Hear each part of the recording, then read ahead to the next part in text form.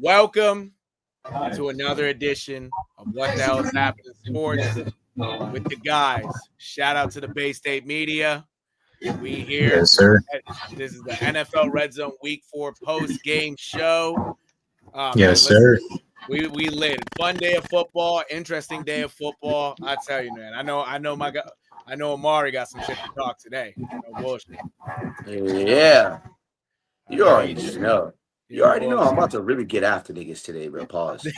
Type shit. I really am today. Type shit. No, I'm already. We got Amari in here. Shout out to the bro Ant, always in here. And then shout out to Big T. I know my audience, we haven't seen Big T yet. Big T, welcome to What the Hell is Happening Sports, bro. How you feeling? Yeah, what the fuck is happening to fucking sports today, huh? Yeah. Type shit. Every motherfucker's going soft over here. Yes, indeed. Not my Chiefs. Yeah. Lamar Jackson. Not his cheese and E. Wow. Not his cheese and E. Where's that nigga Ben at? Huh? Where's that nigga Ben at? Where's Dante at? Huh? They got quiet. We got real quiet today. Got real I haven't quiet, seen no Ben cap. and Dante in the group chat all day today. It got real quiet today. They got real Which quiet. game we're talking about first? Oh, you know. The Okay. Patriots. Let's start it off. Obviously, Patriots. chat, the Patriots took down the Carolina Panthers 42-14 in Foxborough. What a game that was. But I tell you, the guy, I didn't expect Marcus Jones to put over 160 yards of punt return, 160 punt return yards, on the ground today. That alone, and Drake May. Talking Man. about Marcus Jones. Yeah. Yeah, Marcus Jones. Oh, you got the Mark. Yeah. You got shout out to Big T with the Marcus Jones card. Hell yeah. It's an autograph. Hell yeah. Oh, it's an autograph? Oh shit. Yeah. That's tough. Well, obviously, chat, Drake May, 14-17 through the air, 203 yards, 2 touchdowns, completed 82% of his passes. The ground game did well today. They had 104 yards overall. Travion Henderson, Antonio Gibson, and Drake May all had touchdowns on the ground, with Henderson's being his first of his career. And Lord and behold, Stephon Diggs, over 100 yards today, mainly playing the slot. I tell you, that seeing him in the slot, doing what he had to do was great. Hunter Henry with a touchdown reception. Matt Collins with a touchdown reception.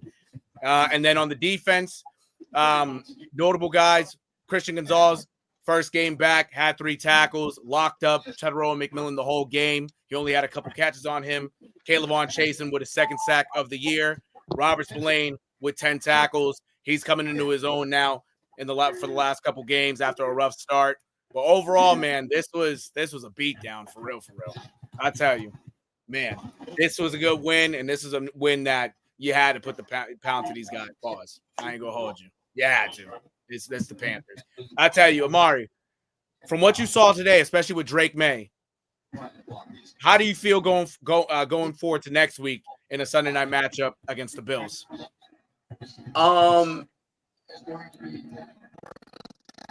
This is gonna be interesting, Right? but the Bills really got ran for their money today by the Saints. Yes.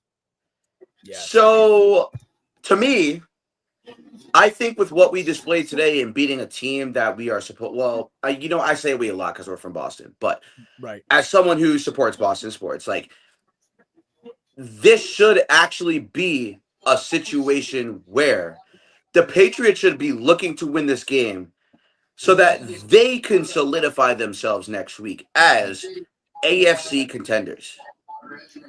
If they can do so, as the defense was so dominant today, only giving up 6 points, and I know it's the Panthers, a young team. Bryce Young is no pun intended, young. Mm-hmm. Tedrow McMillan, rookie. Xavier Legette, if I'm not mistaken, 2nd year. Yes. Drew Hubbard, if I'm not mistaken, 4th year maybe, if that. Mm-hmm. So it's a young team that they're still trying to figure out where the core, who's part of the core and who's not going to be. So I think that the Patriots this upcoming week against the Bills have a lot in their proving grounds. Yes. And I think it's going to matter a lot when it comes down to having the conversation of today. When it comes to Drake May, this is the team you should put 40 points on. Brother, you are a top 5 pick. Mm-hmm. Today, this is what we have expected from him. This is what we want from him. 40-point games. And I get it. The special teams contributed heavily today. Yes. The special teams was on one. Yes. And I know that obviously can't be excused. Excuse me. Oh, sorry. No, So that obviously can't be excused. Ow, my face. But, also at the same time, I think there is grounds for the Patriots here to have a conversation with each other and really think about where they want this team to go. Mm-hmm. And I think that the Bills are going to have their hands full next week. I think that with the showing that they had against the Saints today, especially because they were home. Mm-hmm. And the Saints were able to come in there on the road, and they were able to absolutely give them a run for their money. Absolutely. And the Patriots should be looking at that, and they should be literally licking their lips in this whole situation. Mm-hmm. They should be looking at this like a shark smells fucking blood and water. Mm-hmm. This is a win that you need against the Bills team that has looked pretty vulnerable all season long so far. Mm-hmm. So I think the Pats definitely have grounds to feel confident going into next week. I am going to have to sleep on it a little bit, a couple nights to make my pick. Right. But I am leaning right now towards the Patriots winning this game to try and solidify themselves as an AFC wildcard contender. And I think that the Colts are a team that is running away with that right now. And this win with the Colts loss, that the Colts came back down to earth today. Right. So if that team came back down to earth today, the Patriots should be rubbing their hands, looking at the Colts like, oh, you guys came back down to earth today. Now, if they had beaten the Rams, the Pats should have been, that would be panic mode if they had beaten the Rams today. Because that Colts team is lethal on both sides of the ball. Absolutely. So that's how I kind of feel about the Pats. And in terms of just Drake May, to intertwine that to the end of my point, Drake May definitely showed today why he was picked where he was picked. And we want to see the consistency of this when it comes to better teams than the Panthers. And next week is going to be a big test after putting up 40 points this week. Well, not obviously entirely the offense, but putting up 40 points this week. And the team itself playing well enough to hold the Panthers, who they have a young offense, but they have a talented offense, to 6 points. So the Pats and Drake May next week. Drake May has to come into this game telling himself he needs a game. This is where he needs a game. And this is where we should start talking about Drake May and where he was picked. And this is a game we need you as a second-year quarterback to show us at least you can keep us in the game, even if the defense fails. I need you to go out there and put up points with Josh Allen and go toe-to-toe. Because it's cool you did it against Bryce Young, but we didn't pick you to go do it against Bryce Young. Exactly. So. Exactly. No, 100%. I 100% agree. And even so, especially for next week, you've had four games now where now, yeah, you're 2-2. The 2 losses were tough, were basically heartbreakers in the most part. That games that should have been won from the start and even going into the finish. This is now, it's like, okay, you had your fun, you had your opportunities to show what you can do the first 4 games.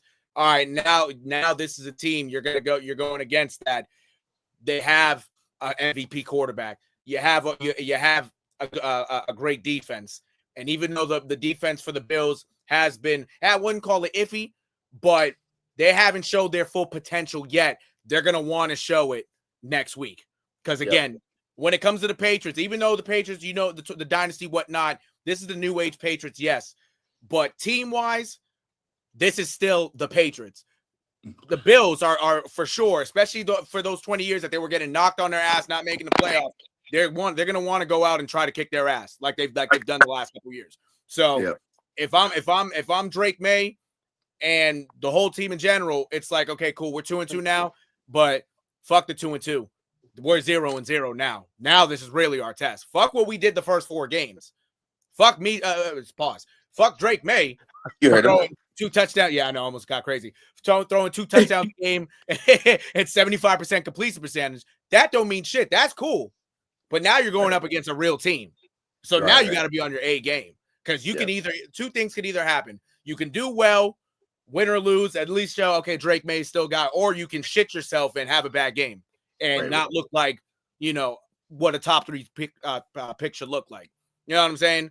So hey, let's see what happens next week. I want to go to Ant real quick on this also because I do have this stat line for you. Drake May has thrown. I just said it basically to at least 250 yards with two touchdowns to over 75% completion percentage in the last 3 games. The last quarterback to do that is Tom Brady. Out of the whole NFL, even the Mahomes, even the Jacksons, has been Tom Brady. Yeah, he can pass Tom Brady this next game. Based on the performance you've seen today with Drake May and how he's done so far this year, is it reasonable for him to pass it, or do you think that Bills defense is going to give him trouble that the next week for real?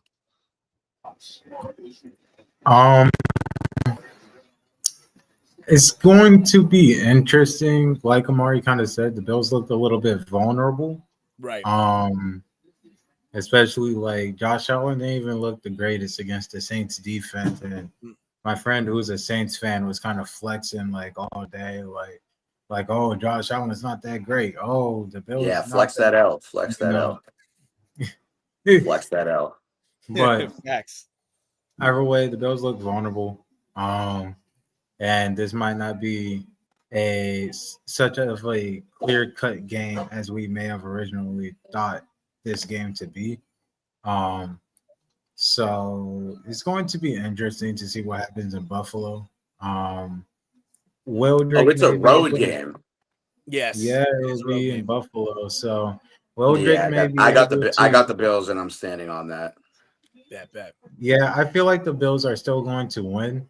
It's a home game. But I feel like Drake May might be able to pass a little bit because, Tua was able to pass a little bit on them. So, the Dolphins were able not the same thing. Whatever. Now, not saying that the Patriots defense is, not the Patriots offense. I'm still a little skeptical on the Patriots offense, like how we're obviously skeptical on Tua. But although it's 2 different situations, but I don't know how the Patriots will do. Against the Bills it's gonna be interesting.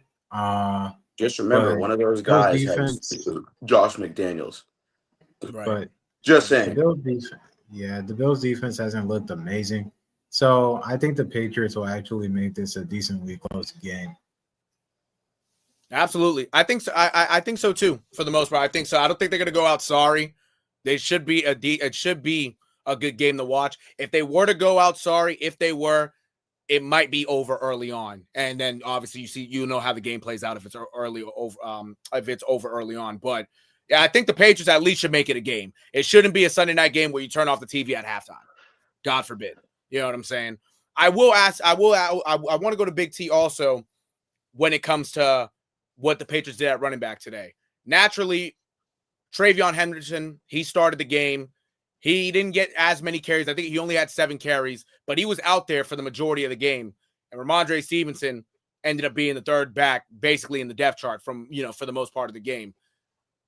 Is it time for Big T? Is it time, especially for this week, how they showed it? Is it time to have Travion Henderson as the lead man, just as the rest of the season goes? Have Travion as the lead man and Gibson be the backup, and just have Ramondre Stevenson relegated to either receiving duties or just as a third running back alone? I would say no, not right now. Okay. I guess the real test is next week, since we're versing our AFC, division champs. If Henderson can outplay Stevenson next week, then yeah, 100%. 100% have him play for the rest of the season. If Stevenson plays like shit next week, put that boy on the chop block, trade him away. Absolutely. And he does still have depth. He does still have some depth to come with him. You can get if they were to trade him at the deadline, you'll get something for him. It's not like you'll 100%. Get it's exactly. It's not like you'll get pennies for him. You'll probably get a 4th round pick. You I don't probably see the point in that. yeah, I feel you. What's the point in that though? What, to get rid of him? You got like y'all are being for real? Like what's the point of that, bro? Well, Antonio Gibson right now. Antonio Gibson is aging and can't have those types of carries. So who are you going to look to if Henderson goes down? Ask yourself that question. I get it. The fumbling is an issue, but like, bro, we're talking about trading him for what? What are you expecting in return? Because a draft pick, and then at that point, you're going to find yourself then again at the same position next year when the draft rolls around. Mm-hmm. Yeah, that's fair. Yeah, you're right. I just don't see the point in trading him. Like I could see a point and like shifting towards Henderson and shifting the gears to starting Henderson because he's younger. Right. And he has less mileage on him as a running back, which is what matters the most when it comes to running backs. Mm-hmm. I definitely can understand that sentiment. But like trading him, guys, are we sure? I just want to hear you guys' answer. Honestly, are we sure? No, Big T could go first. I mean, right now, no, but in the near future, yes. What for what? That would be my for what? So like in the offseason, you can get rid of him, and for something, you can either get a draft pick or you can actually get a player back from with him if you trade someone else with him. What round pick do you think? What round pick do you think he's worth? Like I don't think that's being thought about. Like he's probably at most he's going to be going for a 6th rounder, bro. He's not going for a round lesser. I don't know about that, but yeah, I mean 4th, and that's being generous, bro. A late 4th, not an early 4th, like a late. That's 4th. Still the 4th. That's being generous. Yeah, like that's just being generous. Like I don't a 4th. We're talking about a 4th round pick. Like I don't think that teams are going to give up a 4th round pick for a guy who probably wouldn't start. Like if you look around the league. He's not better than Chuba Hubbard. He's not better than Barkley. He's not better than but for like Barkley, he's not better than McCaffrey. He's not better than Henry. He's not better than Pacheco. He's not better than. Yeah, but for those plays, you would probably. I'd go as far to say Jalen Warren is better than Ramondre Stevenson. Like I'd go that far. Like, I think he's more talented than Ramondre Stevenson is as a runner. Isn't Jalen Warren older though? I think he is. I think he's. I don't know. I'm just naming you names as to who you think we would give him up for if that were to be the case. And I'm just giving you the names so you can see the quality around the league. I just rattled off the top of my head maybe 6, 7 guys, and then at that point, we could keep going. We could probably keep going. Right. So it's like, if we're gonna trade him, okay, 4th round pick. Then at that point, you're just gambling. You're literally just gambling when he's already shown you he's been here for the worst. Mm-hmm. He's honestly, I get it, but the offensive line hasn't been that great in front of him in previous years other than this year. Yeah. And I get that the fumbling is a problem, but it's not enough of a problem when he contributes the way he does to the pass game to say trade the guy for a 4th round pick. Exactly. Like I think that's a little disrespectful to him and to what he's contributed to the organization so far. I mean, at the end of the day, like last year, he said he was going to work on his fumbles, and that never ended up happening. Right. Last year, I'm pretty sure he led the NFL with the most fumbles from a running back, if I'm right. And then this year, he starts out with fumbling the ball like nobody's business. So at the end of the day, whatever, honestly, and I know this is like the same mashup I have with Makataka Yoshida. At the end of the day, you have players on the bench. At the end of the day, I don't really care who we put in for him. Okay. I'm just saying. When Antonio Gibson shits the bed, you're going to be saying trade him too, because Big T, you are the guy that is always saying trade so-and-so. So when you're complaining about Ramondre Stevenson, you're going to complain even more about Antonio Gibson. So who would you rather complain about? I mean, I'd rather complain about Ramondre Stevenson. I would rather not take my fucking chances with an Asian guy with mileage, with injury problems. Wow, what like it just doesn't the logic to me doesn't make sense. Like I see it in comment sections all the time, like trade him. Like, okay, at that point, like, what are we doing, bro? Like, I get it. It's a problem. I'm not saying the fumbling's not a problem. Right. But Is that the biggest problem this team has? Absolutely fucking not. Like, Right. I don't think that that's the biggest problem the Pats have to hone in on and say, oh, this is our biggest problem. We'd rather deal with something worse to get rid of this guy. I'm not sure if Vrabel or McDaniels would even do that anyways. And let's not forget revisionist history since Ramondre Stevenson has been there. He's been subjected to offenses where Hunter Henry has been the best target for multiple years. That's a fucking problem, gang. Yeah. That's a problem, my guy. Like, Hunter Henry being the number one best target and then Kendrick Bourne being the only motherfucker to have a pulse against the Bills in the playoffs. But yet we overuse Ramondre Stevenson those whole seasons. And yes, of course, the guy's going to fumble when the offensive line wasn't up to par. And he's being, if you look at the scrimmage yards he had before contact, I'm pretty sure the first 2 years when Mac Jones got there, it was negative. That's literally scrimmage yards by contact. Like, before he can even break the line, he's getting touched by the defense. Yeah. Pause. Like that, like no pause. Like, seriously. I'm only joking. Lock in. No pause. Like, seriously, think about that. Like, then you subject him to a good line this year, and you've seen he's been more of a contributor in terms of overall on certain drives. Like, on drives, he's contributing more as a whole. And his problem was he wasn't a good pass blocker in the beginning. He's improved as a pass blocker. Yes. So when we're only taking fumbles into account, you have to look at how much he contributes to the game overall and has contributed to this team overall. And then at that point, when you're asking someone to replace that, he knows the system, he knows the plays. So you're asking somebody else, a rookie, a fourth rounder, somebody else to come in and replicate that. And you're asking him to learn the playbook and know the playbook like Stevenson knows the playbook, and then trade him off. It just doesn't, there's no logic behind that trade. I just don't see a logic behind it. Absolutely. No, that's fair. I mean, and kind of thinking about it, if they were to, I wouldn't want them to trade him, especially at the deadline. I think at least if you were looking to move him in the offseason, because he'll still provide you some value this year on this team based on his skill set. If this guy was younger, I will mention one name. If he was just a tad bit younger, and because the team he's on right now sucks, you could, if you wanted to, if you were to try to flip it for a guy like Alvin Kamara to add depth, to add a 1-2 punch with him and Travion, I wouldn't want to do it. That would be, no, it would be cool, but with given Travion, given Alvin Kamara's injury history and his age, I wouldn't do it. So that's like one guy I would, if it was possible, like healthy wise and whatnot. If he was younger, like that would be cool. But for that, even for that, I wouldn't even do it. You know what I'm saying? So it's like you might as well keep him. Truthfully, you might as well keep him. You know, better than getting rid of him for nothing. Exactly. And even a guy like Alvin Kamara, if you wanted to somehow bring him in without giving up Ramondre Stevenson to just add a little bit and whatnot, cool. But you know, you got to. I'd rather keep Ramondre Stevenson than have Alvin Kamara. No, tight shit. Yeah. I'm already, especially given his age and even his a little bit of injury history. Yeah, that's fair. It's not a championship window. It's one thing if we were a running back away. If we're not a running back. Hey, I don't want to interrupt because we're talking about. I mean, it's going to be on the same subject, but 3 hours ago,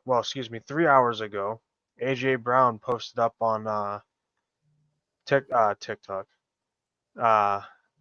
Twitter or X, saying I love y'all with all my heart, and then posted 2 hours ago, if you're not welcome, not listened to, quietly withdraw. Don't make a scene. Shrug your shoulders and be on your way. So yeah, I guess bitching. He's doing wide receiver shit. He's just bitching. That's all he's doing. Bro, he's not going anywhere. He's just bitching. Yeah. He's not going anywhere. Bro, they tried to force feed this man while he was double teamed all day today. He wants to go bitch. Okay, go bitch. And then you want to request a trade. All right, come to the Patriots and you're going to get the same fucking problem. Yeah. You're going to get the same problem. Yeah. Yep. So what are you bitching for? Stay where you're at, bro. You just won a Super Bowl. Yeah. Shut the fuck up. Like AJ Brown, respectfully. Like, shut up. You're not going anywhere, bro. Exactly. Like, you've been double teamed all year. It hasn't been great. You've been blanketed all year. Forget just double coverage. You've been blanketed all year. Duh, you're a fucking threat. They're not just going to let you go down the field and do whatever the fuck you want. Absolutely. And, Like- and honestly, Big T, I'm actually glad that you even mentioned that today, because we might as well flow into this next game. We might as well flow into the Philadelphia Eagles Buccaneers game, which the Eagles ended up winning 31-25. And even in that one, it was back and forth, but it did get scary at the end. Jalen Hurts threw for 130 yards and 2 touchdowns. Saquon Barkley had 43 yards on the ground and a touchdown. Still only averaged about over 2 yards a carry in this one. Hopefully he kind of gets more in a groove so you could see some longer runs and whatnot. And then Dallas Goedert added 2 touchdowns in the air as well. The defense for the Eagles, obviously, some players played well, but they were getting diced up majority of the game. Baker Mayfield stats, which I will pull up right now before we get into it. Baker Mayfield threw for 289 yards and 2 touchdowns while also throwing a pick. Buck Irvin rushed for 63 yards, but also had 102 receiving yards and a touchdown. Emeka Ibuka had 101 receiving yards and a touchdown. And Vita Vea was dominant, had 2 sacks as well for the Tampa Bay Buccaneers. Starting off with Ant, since this is Ant's Eagles. Fuck the Eagles. Right. Facts. And in terms of this performance today, and even though the Eagles still won, is there a cause for concern with this defense, especially how Baker Mayfield lit them up? A cause of concern. I don't really know yet. To be quite honest. I'm not super concerned. We won the game. Right. He's like, that's all that I matters. feel like, like probably those AJ Brown didn't get that many receptions, they probably returned or whatever. Should have called Rito for her.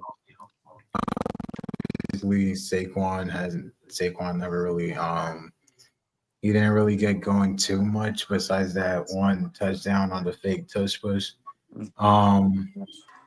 It's gonna be interesting to see kind of what we do from here, but I'm not exactly too worried yet because either way, we're still finding a way to beat some good teams. Right.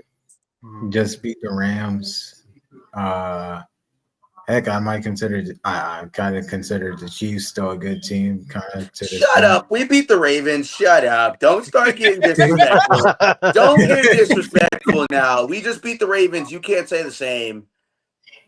Hold your fucking horses. Hold your horses. We almost 40 pointed those boys today, bro. Hold your horses. I consider y'all a good team. Wait, okay, so when Rice and Worthy come back, I don't want to hear shit from you when we win every week. I don't want to hear shit. And when we see you again this Super Bowl, I consider y'all a good team. No, when I see your ass again, Rashee Rice is gonna speed Rice's way to the end zone every single fucking time he touches the ball. Yeah, it's redemption here for us. You just get mad for like no reason. But you guys had a great game today. I'm not gonna lie to you, bro. You guys had a great game today, bro. We had a good game today. Defensively, lethal, best defense in the league. I'll stand on it. That was really what it was today for you guys. Yeah. I liked how we woke up defensively today, especially later on in the game. A lot of turnovers, giving the offense a chance to score. Yeah, that forced fumble on Bucky Irving, and that interception by Jahad Campbell in the end zone, and even that blocked punt early on in the game, like our defense and again our special teams just kind of like rolling through for us again, and I feel like we're looking pretty good, and we go against the Broncos next week. It's going to be interesting. The Broncos defense hasn't been bad per se so far this season. We'll see how they play. That's the problem with them. They can't really put too many points on the board. Now they go against the Bengals. Marvin Mims is fucking garbage. Tomorrow. Fuck. He's so garbage. Him and Troy Franklin are so garbage. And Cortland Sutton, if that's your wide receiver 1, shit, that's a problem. Absolutely. Now they go against the Bengals tomorrow. That's probably a game almost, maybe. Take the ish. spread. Take the spread. So, I mean, whatever kind of happens there with them. Spread and the over. As Trayvon Diggs just got an interception, apparently, I think. Fucking A. Gross. But He's gross. I feel like we should beat the Broncos tomorrow. I feel a lot better facing the Broncos than I did facing the Rams and the Buccaneers. Shout out to Baker Mayfield. Really? He was pretty hard to get a sack on until like late in the game when we finally got a sack on him by a Jomo. I was like, Lord, thank you. And Bucky Irving, besides that forced fumble we had on him, he was pretty hard to tackle as well. As apparently that Trayvon Diggs interception won't count because of some type of penalty. So Cowboys fashion. Type shit. So, but I feel pretty good about my team right now, and that's all I kind of really got to say about all that. Absolutely. I tell you, overall it was a good game. Overall, it was a great game played by both teams. It was back and forth. Obviously, the Eagles they did what they had to do by the end of it and secured the win. I wanted to ask Amari because the way I'm looking at this player, I'm seeing an eerily similar Jamar Chase 2021 type of season from this kid as a rookie. How do you feel about Emeka Egbuka these first 4 weeks? All right, Jamar Chase comparison is crazy, but I mean, from how it started. Well, maybe he hasn't hit 200 yards yet, but I mean, grabbing all those touchdowns and whatnot, could lead. I will say this: I was right about Egbuka. A lot of people sat here and said he's not going to be that good. He played behind so and so in college, and this nigga. I don't give a fuck. He was a standout player and made plays on championship type of teams. And that, to me, I knew when him coming into the league, I knew he was going to be a force coming into the league. So none of this stuff surprises me considering the talent has already been there. I think the Jamar Chase, maybe that type of is a little bit too early, but I think that he has thrived in the role he's been given with Jalen McMillan being injured. Yeah. And because we all know this would be Jalen McMillan's role. Mm-hmm. So if this was Jalen McMillan's role, I think this obviously looks different for him. Right. With Mike Evans also being a injury question mark right now, he is seeing these targets because Chris Godwin is injury prone, and I don't think that they really want to throw him the ball sometimes in certain situations, so he doesn't hurt. So he doesn't hurt. So he doesn't hurt himself or get hurt. He's a freaking pane of glass. I can understand the hesitation when it comes to Chris Godwin. But I think with Egbuka being young, hungry, there's no hesitation there. So he's going to thrive until Mike Evans becomes 100% healthy again. And then he finds those targets again. I think with Egbuka being able to be right now the best target right now on this offense, other than sharing a majority of the touches with Bucky Irvin, I would 100% probably most likely say that Egbuka, honestly, I could see him winning Offensive Rookie of the Year. I really could. Right. I really could. And I think that's because of the opportunity he's going to be presented on a playoff team.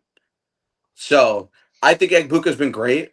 A lot of the stuff that he's been able to contribute to, or just contribute to in general, you want to take advantage of that, especially the Buccaneers team that is on the not on the outside looking in, but due to the Commanders having issues, but they're a team that is going to be a playoff team this year again. So it's something to look at. And I think Egbuka's done great. I think he's a guy to keep an eye on.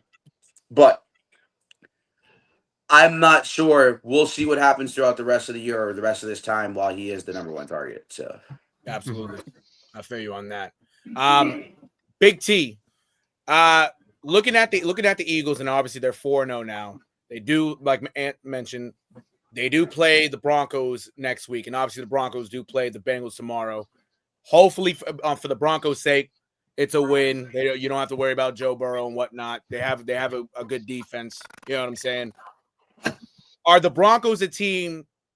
especially for next week, to try to pull off an upset on the Eagles? No. God, no. God, no. I feel you.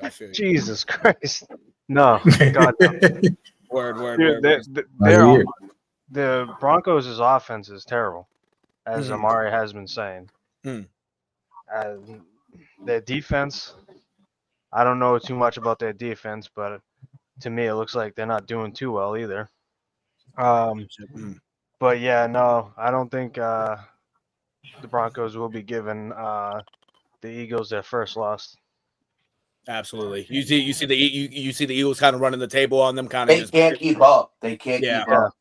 Yeah, I feel they're not going to be able to keep up. And to be honest with you, I don't give a shit how many points they don't give up, dude. Bro, you're going to go up against the Eagles defense, whose defense is just as good as yours. Like, you know, like I just can't see. And Bo Nix, bro, he looks the same, dude. Yeah. I don't see no improvement, dude. And I get it. It might be a weapon problem, but he's got to show somehow, some way to make better plays than what he's done all year. Absolutely. Amari is right on that because, you know, when I don't mean to throw him out there, but like when Tom Brady played, he had those times that his weapons were injured and he did the best he could with the wide receivers he had to play with. Pause. But yeah, the Eagles, I think Eagles are going to win at least by 14 or 20.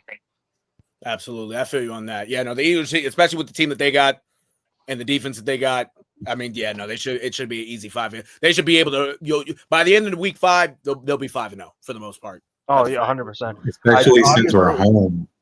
I do think the Broncos will score. I don't see them scoring no higher than 14. Okay, that's fair. That's fair. I like it. I like that a lot.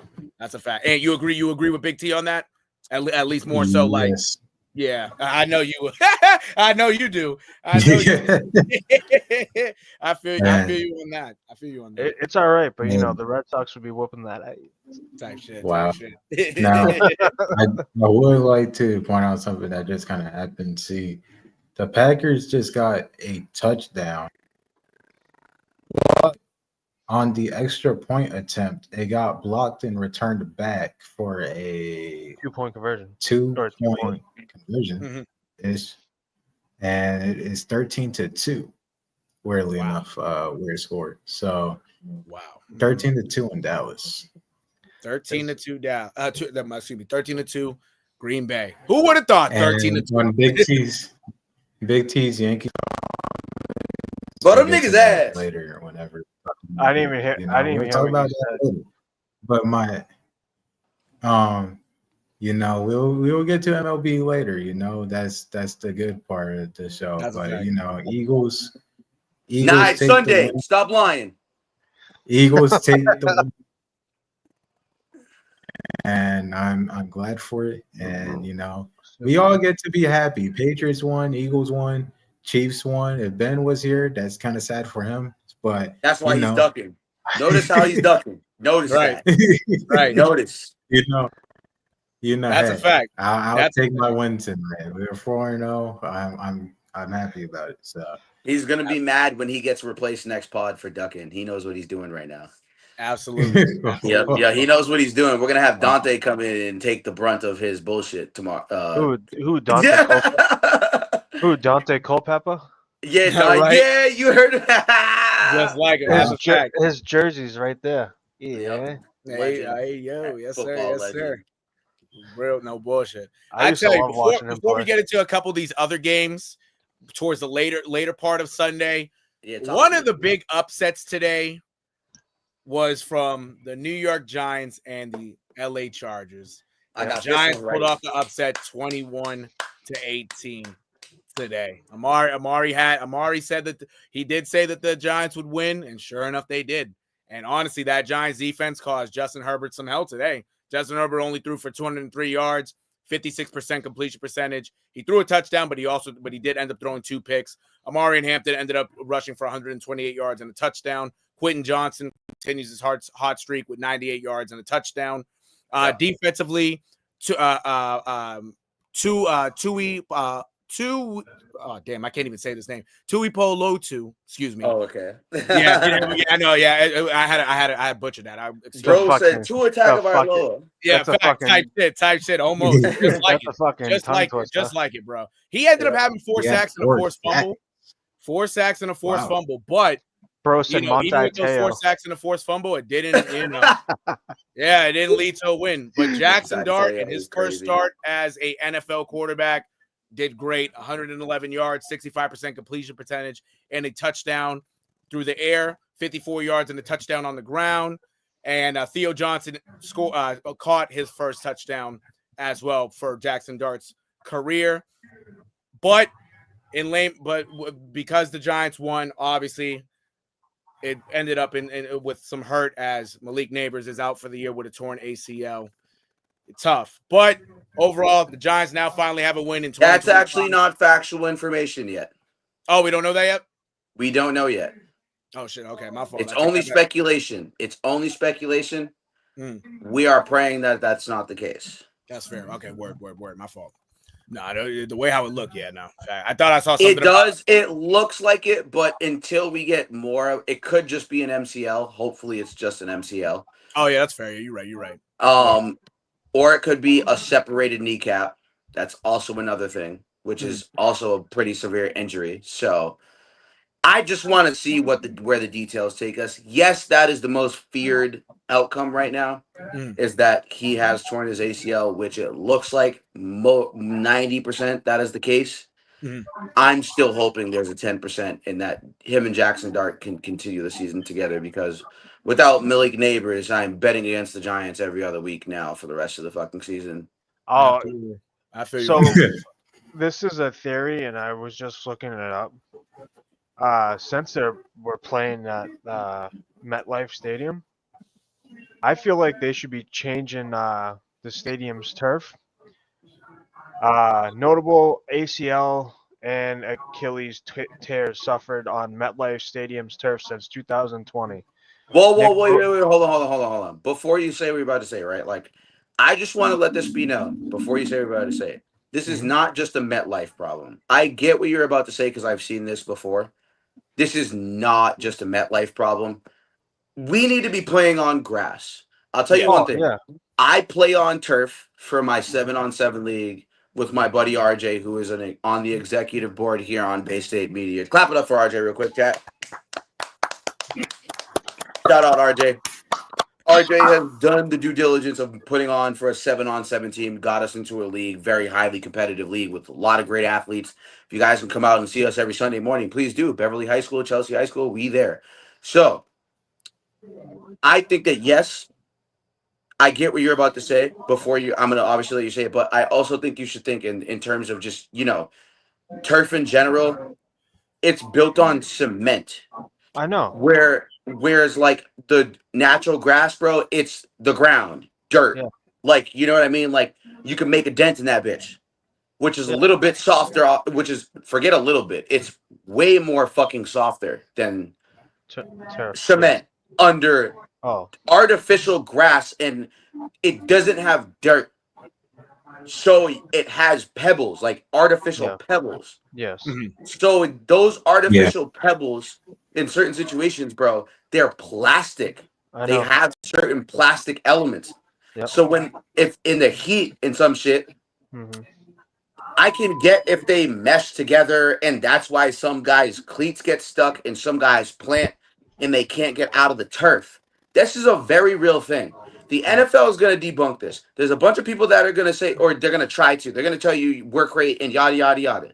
This is a thing you can look up from other experts that have already done the research on turf and why it affects these games and why it affects athletes. And that's why the push for grass is so large among athletes, bro. Because I'll tell you one thing.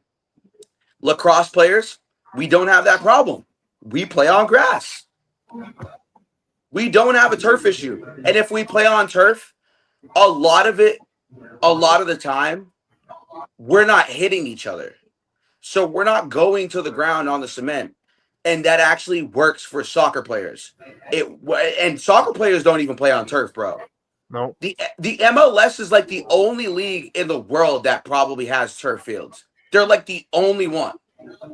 And even if they don't, I could be wrongly mistaken, but I think they are the only league that probably would be able to do that and just it's cool. That's the reason why I also think a lot of people that are soccer fans or soccer players don't like that coming into America because we have turf fields. Right. It's really an American thing. Rugby players play on grass. It is what it is. Grass is just safer, man. It's safer. So Mhm. I just want to make that clear. This is not a MetLife Stadium problem.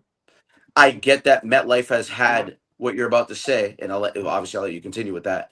But MetLife obviously has had some issues in the past, but it's not just a MetLife problem. It is No. an overall environmental problem. The NFL doesn't want to upkeep dirt and grass because it costs more money than it does to upkeep the turf and the cement. Which is crazy to me because like I understand like NFL has like the healthcare and all that, but like don't you think that they spend more money on having to help these players pay for their Achilles tears and ACL tears and all that? But I mean, again, going back to the turf thing, me playing baseball and playing football, I played baseball and football on dirt, and I played football and baseball on turf, and I'd prefer to play baseball and football on dirt because it was easier for me to move around. And there's times that like, dude, if you don't have your feet planted, you're gonna slide and you're fucked. Especially when it rains. Yeah, screw that. I will never play. I never played baseball or football when it rained because I was afraid that I would tear something in my leg. Like Right. the very first game I ever played when I played baseball in high school on turf, I legit wore sneakers. Yeah, but the thing about playing on that though and doing that though is like, yeah, you'll slide, but like, bro, you're football is an all-weather sport, bro. That No, shit no, don't no. get called off unless you're in a lightning storm because Yep. you're wearing a metal Metal. helmet. So yeah, Yeah, metal pads. Yeah. fucking you get struck by lightning, you're gonna die. Yeah. Right. Like immediately, Yep. automatic, because metal is a conductor of electricity. So you get hit in the head, it's gonna course through your whole body the moment you get hit in the fucking head through a metal helmet. So like that's why I get why you would say, but in terms of the grass and the affection of that, bro, like it's actually a lot fucking safer. Mm-hmm. Bro, look what happened. Look what happened. Look at what has happened to a lot of these players and playing on turf and planting in the ground and just getting stuck.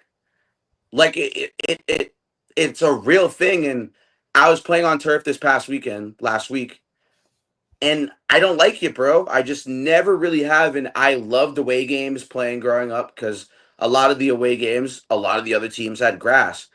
Big T will tell you, Victory Field is all turf. It used to be. Baseball, It used to be grass. football, it used to be grass. They changed Mm-hmm. it to turf.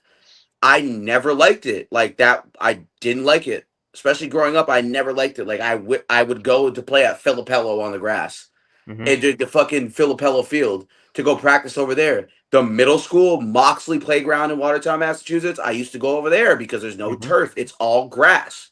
Yep. So And it's weird because I we don't mean. practice on the grass, that grass field. We had the lines and everything, like Mm-hmm. on the field during football season for middle school. They Yep. stopped doing it after a while, bro. After my 8th grade class and us, we graduated and shit and went to high school. Like they just stopped kind of just putting the lines on the field and doing all that. Yeah. So It's weird. Like when I played at Moxley because it was dirt. So I hit the ball further on dirt than I do turf. absolutely, yep. It's weird because it's weird that my camera's blurry, but it's fine. No, you're Um. not blurry. You're chilling. No, you're chilling. You're chilling. Yeah, it's just weird that like I realized that too. I mean, I've hit a ball over the center field wall in Victory, and it was way over 430 feet. I'll tell you that because that shit was in the air and hit off one of the buildings, the town hall, not the town hall building, but the town work or whatever the hell they call that area there. Mhm. I hit it right off one of the buildings over there. And shout out Jimmy McDonald for throwing me a knuckleball down the plate. You hear me? but Yeah, no, I remember that day like it was yesterday. The kid like shit himself when he saw me hit a knuckleball. Facts. But yeah, I mean, I don't know. I lost the post that I was gonna say, but there's been a handful of people. No, well, I would say more than 40 to 50 people that have been dealing with this ACL tear and MCL tear, and it's weird because it's like becoming more common, Right. which is a problem. Back then you've never really heard about it because we're on grass, and I don't know. It's weird because like it's crazy how common it is now in football, baseball, basketball Yeah. is known for it, but it's crazy. But sorry, my take's over. You can talk about the Giants game, but No, you I good. did You like good. No, yeah, I that was did beautiful. like Yeah, absolutely. I did like Dot on the way he handled his business. I Yep. did like that. My dad's friend Dan, huge Giants fan. Me and him had a conversation about the Giants, and I told him, I'm like, I mean, you got your two key defensive tackles on your team. Hmm. I told him, I was like, um, if they could, I mean, the Giants wide receiver core is decent, but if they were to add one more, a tight end, a decent tight end, Mhm. and a wide receiver, I feel like they would. What? Who's in their division? I'm having a brain fart. The Cowboys, Eagles, and Commanders. Yep. I would say if the Giants were to get two decent, no, I wouldn't say decent, but a decent tight end, a little bit better offensive line, and a wide receiver, they would give the Cowboys a run for their money. I actually think when do they play the Giants? The Cowgirls. I know they're going to be playing them because they're a rivalry game. Right. Yeah, they played them already, and the Cowboys ended up winning an OT. The next time they do play them, though, let me just see real quick. I want to say probably towards the end of the year, if I'm not mistaken. Legit the last game. Last game, there you go. Good word. So I have the schedule here up on my phone. Mm. The Giants are versing the Saints next weekend. Giants is going to win. Giants are going to take that game. Yeah. Then the weekend after that, Thursday night game, Eagles and Giants. Giants are going to, you hear me? Right. Yeah. Eagles are going to take that game. Mm-hmm. Giants and Broncos. Giants will take that game. What the? Dude, legit, not even 2 weeks later, they verse each other again. Eagles and Giants. There you go. Yep. But again, you never know. The Giants could make. What are they? 0-3. 1-3 now. 1-3. Yeah, Yep. but it's not happening with neighbors out. Yeah. It's I mean, They're kind of cooked. it's slow. Yeah. It's slow. Yeah, I mean, does hurt 'em. but you know who could start for the Cowgirls, which would make me happy?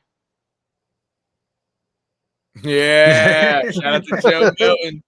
Joe Hell yeah. The savior. That's a fact. Yeah. That's a fact. Now, eventually he will. Yeah, maybe if that guy could get past his first fucking read, throwing 80 yards is fucking cool. Yeah, Exactly. but Let's see if Buddy knows how to fucking think like an NFL quarterback. Which I'm not gonna sit here and act like just because he's fucking athletically talented and he had that nice little fucking arm throw and the strongest fucking throw of the year last year. That shit don't mean shit to me. Like. You can go over there and throw a fucking 70-mile-per-hour bullets, nigga. You better fucking be able to actually make touch passes, read defenses, yeah, attack soft zones, attack man coverage, knowing how to recognize soft zone, hard zone, flat zone, hook sick, all this hook and curl concepts, all that. So it's cool. I get it. Joe Yeah. Milton's eye candy. He's eye candy. He's the guy you look at in the mannequin section in Gap. Like it's just eye candy. Like the outfit looks cool, yeah, I but mean, I there's don't be no looking nigga like there to dress up the outfit. It's just plastic. Like okay, cool. Like you know what I mean. Like I Dak Prescott at least has moved the ball every week so far. has put up a lot of points in the first couple of these weeks. I know the Joe Milton experiment would be cool, but this shit's long over with. I'm not gonna hold you. Long over with. That's a fact. No, I feel you on that. I do want to ask you, Amari, real quick on with the Giants. Obviously, Malik Neighbors, he's hurt. We'll see what happens when it comes to them in terms of what the injury actually is. And it does seem like they're cooked. But with Jackson Dart running the offense now, and obviously him being younger and somewhat even more dynamic than what Russell Wilson was kind of showing in a sense, do you think at least this, like with him running the offense, do you think that they'll at least be able to put up some form of points even without Malik Neighbors? No. Yeah, it is. He just draws too much gravity. Like you put him over the top and send him over the top. The safety's always going to shade his way. Right. And if you don't have a guy who can have that type of attention in the offense, it's just not going to work. Yeah. It's just They not going to better work. pray Wan'Dale Robinson does something. He doesn't have the grab. The fact that you just said Wan'Dale Robinson just literally just told you everything you needed to know about what the Giants season looks like the rest of the year. Yeah. That's who you're counting on to have the gravity? Okay, word. Word. Not finna win a game the rest of the fucking year. It is bad. It's okay, bad if that's for the guy you're counting on to make a fucking difference and be a decoy, and to be scared of every week, oh shit. Like, damn, nigga, you and niggas to are point out fucked. too, Jackson Dart had a decent start considering what he was left with after Malik's injury, but he only had 111 yards. It wasn't like he's a rookie, so I'm not gonna get on him too much. It's his first game or whatever. But 111 yards is not exactly anything like Nigga, crazy. who gives a fuck? Who So, cares? like- It's a So, 100 like, I yards. mean, Who it's a cares about rookie. 100 yards, bro? Who gives a shit? He's It's been, a bro. rookie. Who cares? It's 100. Who cares about 111 yards, bro? Come on. Like, what are we doing, bro? It. I love Jackson Dart. I told y'all knew before the season. Y'all have seen it. I love know. Jackson Dart. I love the guy. I know. But we're not finna croak and stroke ourselves to 111 yards right now. I'm not. I'm saying that like it's not that it's not that crazy, which is why I feel like he's gonna really struggle now with completely no Malik Neighbors again. And like that's my point. Like he's not like He might not even it's play, gonna gang. be- He might not even play next week. Like, he might not. Yeah. he might not even be the starter next week. Like, Russell Wilson might start. Russell Wilson did end up getting a snap in the game, but Russell Wilson might start. So I mean, we'll kind of see what the Giants do and see what Joe Dable does. He's an interesting guy at this point, but we'll kind of see what happens with that. Brian Dable, my bad. But I was thinking of like Joe Judge or something for a second, but Brian Dable. Type shit. Valid. Joe Judge. Good pull. Good pull. But yeah, we'll see what they decide to do with that. It's just a weird situation in New York, but I guess decent win for them today. But whatever happens with their future, it might be rough. Absolutely. I will ask, since you're on, and now without Malik Neighbors and whatnot in this offense, are they going to run Cam Scatterboo to the ground now? No. I mean, Cam Scatterboo did have a good 70 rushing yards and 20 something receiving yards. So I feel like Cam Scatterboo, if you have Cam Scatterboo in fantasy, start him because they're gonna need honestly him. I wouldn't or not. I wouldn't. Amari's been paying more attention to fantasy this year than I have, to be honest. No, that's fair. So I wouldn't start him. Tyrone Tracy is still the lead dog. Oh yeah. I mean, I remember. But I think Tyrone Tracy's hurt. I'm not sure. He's hurt, but Scatterbo doesn't move me enough to the point where I think he doesn't move. Like he doesn't move me that much if Tyrone Tracy's playing, but I don't know. Like I don't know the severity. of Tyrone Tracy's injury, like if he's coming back like next week or not. I don't know about next But- week, but he's not out for the season. So He's not out for the season, but if you got Cam Scatterboo next week, you could probably start him next week. I'm not saying for like the foreseeable, for like every game after that. But like if you have him like next week and Tyrone Tracy's not playing, you're probably gonna start Cam Scatterboo because they're gonna need him. That's facts. Yeah. yeah, I mean, I don't know. I feel like one thing that matters in football that people don't think about is film. Yeah. Once they get film on that boy, it's up. Yeah. It's gonna be rough. It's gonna up. We're be rough. seeing what's happening to CJ Stroud in real fucking time. It's up. Mm-hmm. It's up. It is. Good thing the Texans won today. If you would have lost that game today against a team like the Titans, it would have been, would have been tough. I'm telling you. It would have been bad. It would have been. With that being said, yeah. The next game we'll do two more games. We'll save the best one for last. And I'm pretty sure Amari knows which game we talk about for the last one. That's for sure. That's for sure. Since Mr. Because where is that nigga at now? Get his ass in here. Hold up. Get his ass, yo, get this nigga in this bitch. Like, yo, bro. Wow. You're not about to duck. You're not I'm already. You're about to see. I'm about to do it in the general chat too. Like, don't be ducking. Nah, facts, as you should. But the next game, before we get to the last one, so he does have some time to get in here. And if he doesn't get in here, he's ducking. So he has some time. But for saving the time for him, the Rams defeated the Colts 27-20 in LA. This was a good game, and this was a game that, at least for the Colts, if they would have won, you expected them to come back down to earth, but if they would have won, you would have looked at the Colts like, okay, this Colts team is I don't know. They got a shot. They got a shot to do something special. But overall, Daniel Jones, he threw for 262 yards, 72% completion percentage. He threw a touchdown, but he ended up throwing 2 picks. Jonathan Taylor had 76 yards on the ground. Tyler Warren scored his first career NFL touchdown with a rushing touchdown, a 2-yard rushing touchdown. Michael Pittman had 41 yards in the touchdown. A.D. Mitchell, had 96 yards. Yes, you had it. Adonai Mitchell. Yes, sir. Adonai Mitchell. Yep. I know they call him AD sometimes, but for this, we'll call him Adonai because Adonai pissed off a lot of people today. I'm gonna tell you that. We'll review that in a second. He probably pissed himself off more than we would be pissed off, right? No, exactly. And then overall for the Colts defense, Mekhi Blackman had a sack. Latu had a sack as well. Montateo had a sack. Why you? Yeah, you. Yeah, I heard him. The only thing he had a sack from was his fucking invincible girlfriend back in Notre Dame.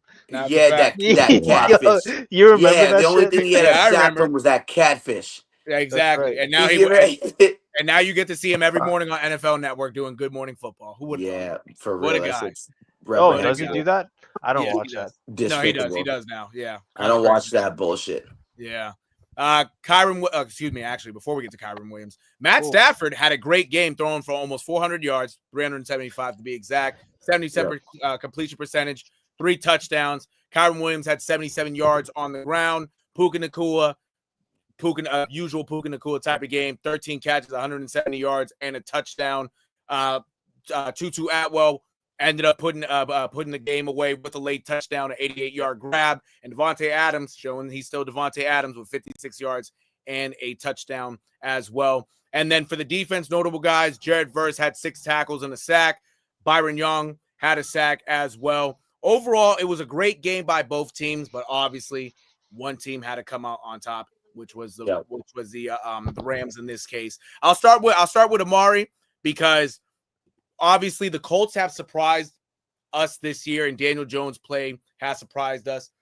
But I know you said us as in y'all. That's fair. You're right. You're absolutely right. But overall, with Daniel Jones' performance, even with the 2 picks, how do you feel, especially from his with his how he is right now in this Colts offense? Even though they took the loss, I tell you, do you continue to see him having the season that he's having, especially a lot, looking like the Daniel Jones we saw at Duke for the most part? Amen. It don't matter what Daniel Jones at Duke did. Mm. It don't matter what Daniel Jones did when he took the Giants to the playoffs. Mm-hmm. They got this man some help. Yeah. And I told y'all what would happen when you get this man some help. Yep. And you got him some help. Yeah. Absolute. Oh. Uh-oh. Oh, we might have lost him. We might have lost him. He'll be back soon. He'll be back very soon. And that's it, folks. His phone died. That's it. That's that. No, that's fair. But I'll pose the same before I get to Big T. I'll pose the same question to Ant real quick in terms of now. I know, like Amari was gonna say, you got him some help with him being in this situation now, and with that help, and he obviously is striving. Can he continue to strive as the season goes on? I believe he can. Yeah.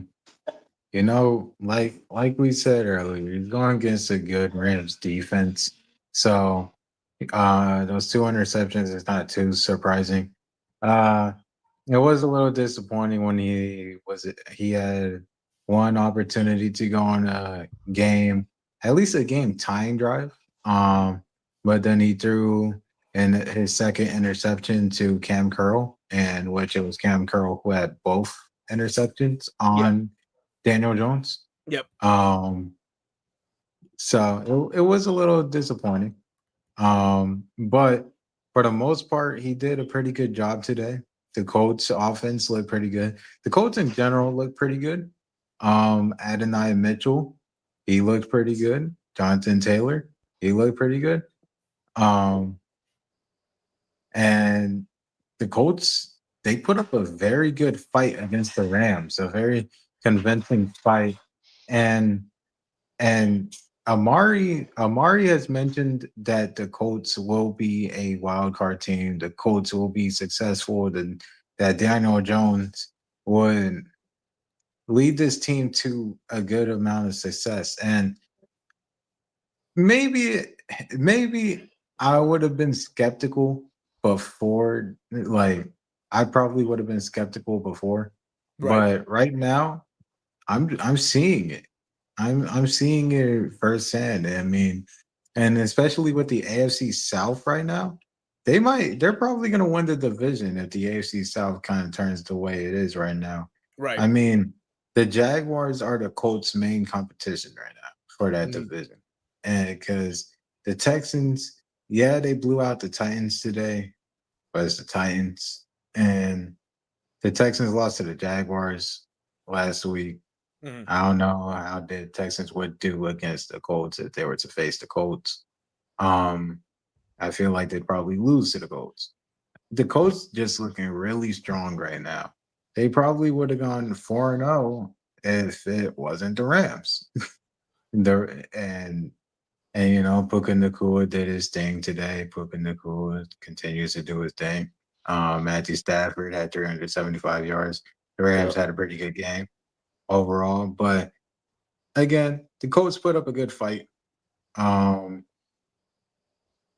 I mean, the Colts just looking really strong, and especially since they play against the searching right now who they play. They play the Raiders next, who lost today to their field goal getting blocked. They play the Raiders. The Raiders we are don't want not to the talk most about that. convincing team, and I feel like the Colts should be able to beat the Raiders, and then they go against the Cardinals. Their schedule is not that difficult either, so I feel like the Colts should be able to take advantage and make a push, the push that Amari dreams of Daniel Jones and the Colts making. Yes, sir. Absolutely. I do. I'd be up at night just thinking about it every night. Like, this is what my peak amazing life would look like. Daniel Jones and the Colts in the playoffs. And then they win around. And then they see us. And as much as I am a Chiefs fan, I would 100% root for Daniel Jones to beat us. That's how I feel. That's how much I believe in Daniel Jones. Look at what happened when you got this man some help. And for those who are watching, I'm sorry. I got cut at somehow, some way. StreamYard kicked me the fuck out of randomly, so I apologize. But Sorry, I DDoS'd you. No, I'm kidding. you know, as a wise man Ben would once say, poutine isn't everything in life. Right. But when it is everything in life, you don't want to be Canadian. And I feel like that's how I feel about the Colts. Like, when shit is wrong, it's wrong. Right. And it might always be just wrong after Peyton. But there has to be something to go right eventually. And Daniel Jones is the Colts savior of what happens when the right thing falls in your lap. Like, you ever just go out one night and you go out to the bar, you go out to the club, and you just having a good old time with your boys, and you just, you're living it up. You see a couple milfs in the corner, you see the college girls in the other corner, and you're feeling it out. You're like, okay, there's some sauce over there. There's some, there's a little bit of liquor over there, but I might lean a little bit towards the sauce, Right. like Daniel Jones is the sauce. Like, yeah, you was looking left, but like somehow you was just like, oh, hey, who's they? Who's they? You know what I mean? Over there on the right. So it's like the Colts, they were over there like, oh damn, oh shit, oh damn, oh goddamn, oh who's they? You know what I'm saying? Like they was over here like, oh shit, nigga, what? She bad as hell. Yeah. What? They was up in the club like she bad as shit. And they was looking at Daniel Jones, and Daniel Jones was just there looking pretty as shit, like. And another thing is too, because twerking in the corner with his friends, you feel me? And it turns out while he was twerking, they weren't twerking with him. Right. Now he got to twerk on his own in Indianapolis. You know what I'm saying? He over there booty shaking, no problem, no nothing, just playing. Right. Just playing football. He over there just doing what he is born to do. And I feel like right now, the Colts, you went toe-to-toe with the Rams today. You put up a good fight, like Ant said. But now you got to upgrade from twerking in the corner with your friends. You got to come to the table, brother. Mm-hmm. You got to come to the table, my friend. Come here with me, Jordan, and Giselle. You feel me? Come to the table.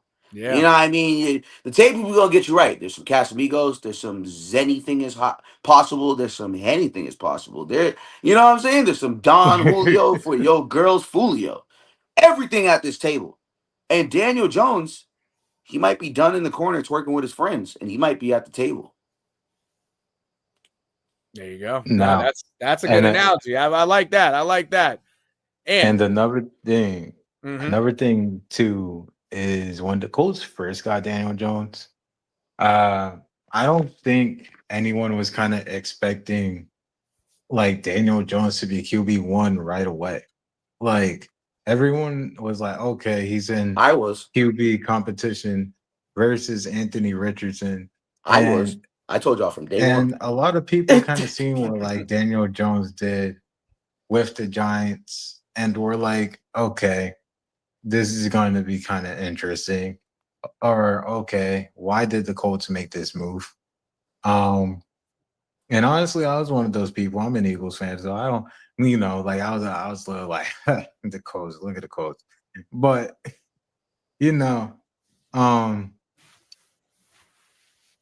heck, what Daniel Jones is doing with this offense, Anthony Richardson was nowhere close to doing with this offense. So I gotta give props to Daniel Jones for that one. So absolutely. And with that being said, I want to move into Big T real quick because obviously with the Colts taking that loss, to talk real quick about if he's there, he might not be there. Big T there? I can hear you.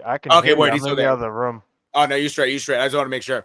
Obviously with the Colts losing to the Rams, you see Puka Nacua having 170 yards and a touchdown. Overall, a great game. If I were to say to you, or if I were to ask you, do you think Puka Nacua, at least right now, you about to talk mad shit? Would you say he's the best receiver in the league? As like, we'll do the stats right now and how it's played. Would it be wrong to say that he's the best receiver in the league at this moment right now?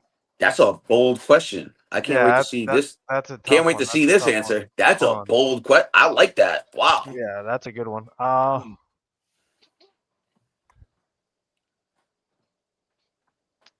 I mean, this one's a good one. Yeah, that's a really good question. I'm not gonna lie. Like that would make me do a deep dive. That's a really good question, Yeah. bro. I mean, personally, since it would be my opinion, for me, he can be anywhere from top 2 or 3. Okay, that's fair. But that's just my opinion. No, that's fair. That's fair. That's fair. And like, don't get me wrong, dude's a beast. Like, can I say future Hall of Famer? Absolutely, 100%. Okay. But I like it. I like that. I do see him at my top 2 or 3 out of the league. Yeah, I love Puka Nacua, dude. I love Puka I respect Nacua. that. I respect that. I know people are gonna hate me when I say this, but JJ's my favorite. Justin Jefferson. He's Yep. No homo. I love Justin Jefferson. But if say Justin Jefferson was out for the year, Puka Nacua would be my number 1. Okay. That's fair. I'll be honest. That's fair. I do think Puka Nacua has accelerated himself into a stratosphere where guys very I was humble, saying this on another podcast that we've already done. Bro, he's like literally Julian Edelman if Julian Edelman was 6'4". Literally. Yeah. If Julian Edelman was 6, Hawaiian. if this nigga was Puka Nacua's size, oh my God, that's what Julian Edelman would look like. That's what he would have looked like. Puka Nacua is a brute. He'll beat you up. Bro, he beats you on every route. And nigga, if he's not faster than you, he's just stronger than you. Like you can't and at wide receiver, like if you're just stronger than every corner you're going up against, like, and you have technicality and route running on top of it, bro, Puka Nacua is one of the most underrated route runners in the league. 100%. He's not flashy. He's not going to give you a double step, rocker, triple step up on the top of his route. He's going to make you bite one way because he's so lethal. You don't know where he's going to go. And I think it is a good question that you pose. And I think Hall of Fame is a good like, I think that's a good aim for him. I mean, because he's very capable of doing so. Like he's 100%. 100%. Like he can do everything, bro. And the thing about Nacua is his catch radius, dude. Like he can catch anything at his feet, at his knees. He can catch up to his chest, catch with his body. He can catch with his hands. But what I like about Puka Nacua is he's always going to catch with his hands first, bro. And for those who don't play wide receiver, or those who don't understand it, might be watching or might be seeing this, like catching with your hands is the biggest fundamental as a wide receiver. Yep. Is catching with your hands. You should be catching like this every time the ball comes to you. This should be a thing. And Nacua is all over that. And even if you're catching it this way, you should catch it with your hands this way. If you're going to catch it away from your body and you can't get your hands in front, it should always be your right hand over your left if you're catching it that way, or vice versa this way. Right. And he has the fundamentals enough where that's muscle memory to him. And you watch his film and you watch his footwork. He has beautiful footwork. It's not flashy. He's not Jamar Chase. He's not Justin Jefferson. But the production is there without having to do all that. And I will say, I think Jamar, JJ, AJ Brown, those 3 are comfortably ahead of him. Okay. I would probably put Puka 4th. Okay. I don't think I could put them over those 3. Right. And to be honest with you, CeeDee Lamb might be in the mix. So I might have to say Puka might be 5th. Okay. Just because CD is really that guy too. And he's been subjected to a quarterback carousel. So I would have to put probably CeeDee Lamb 4th. So to be honest with you, I would probably put Puka Nacua 5th. I think 2 and 3 is not crazy though. 2 and 3 is not crazy. Like, if you were to tell me you're going to take Puka Nacua over AJ Brown or CeeDee Lamb, like, I wouldn't be mad at you whatsoever. I I wouldn't wouldn't be be mad at mad you. either, to be honest, And as an Eagles fan. I like Nico Collins, Yeah. but I think Puka Nacua is better than Nico Collins. That's just me. That's fair. That's Yeah. fair. So that's how I feel about that. Yeah. Absolutely.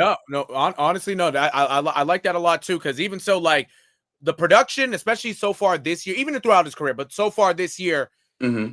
he already has 42 catches for 500 yards, and he scored his first receiving touchdown this year. But he has 2 so far, Yep. scrimmage touchdowns, right? And you can give him the ball on the ground too.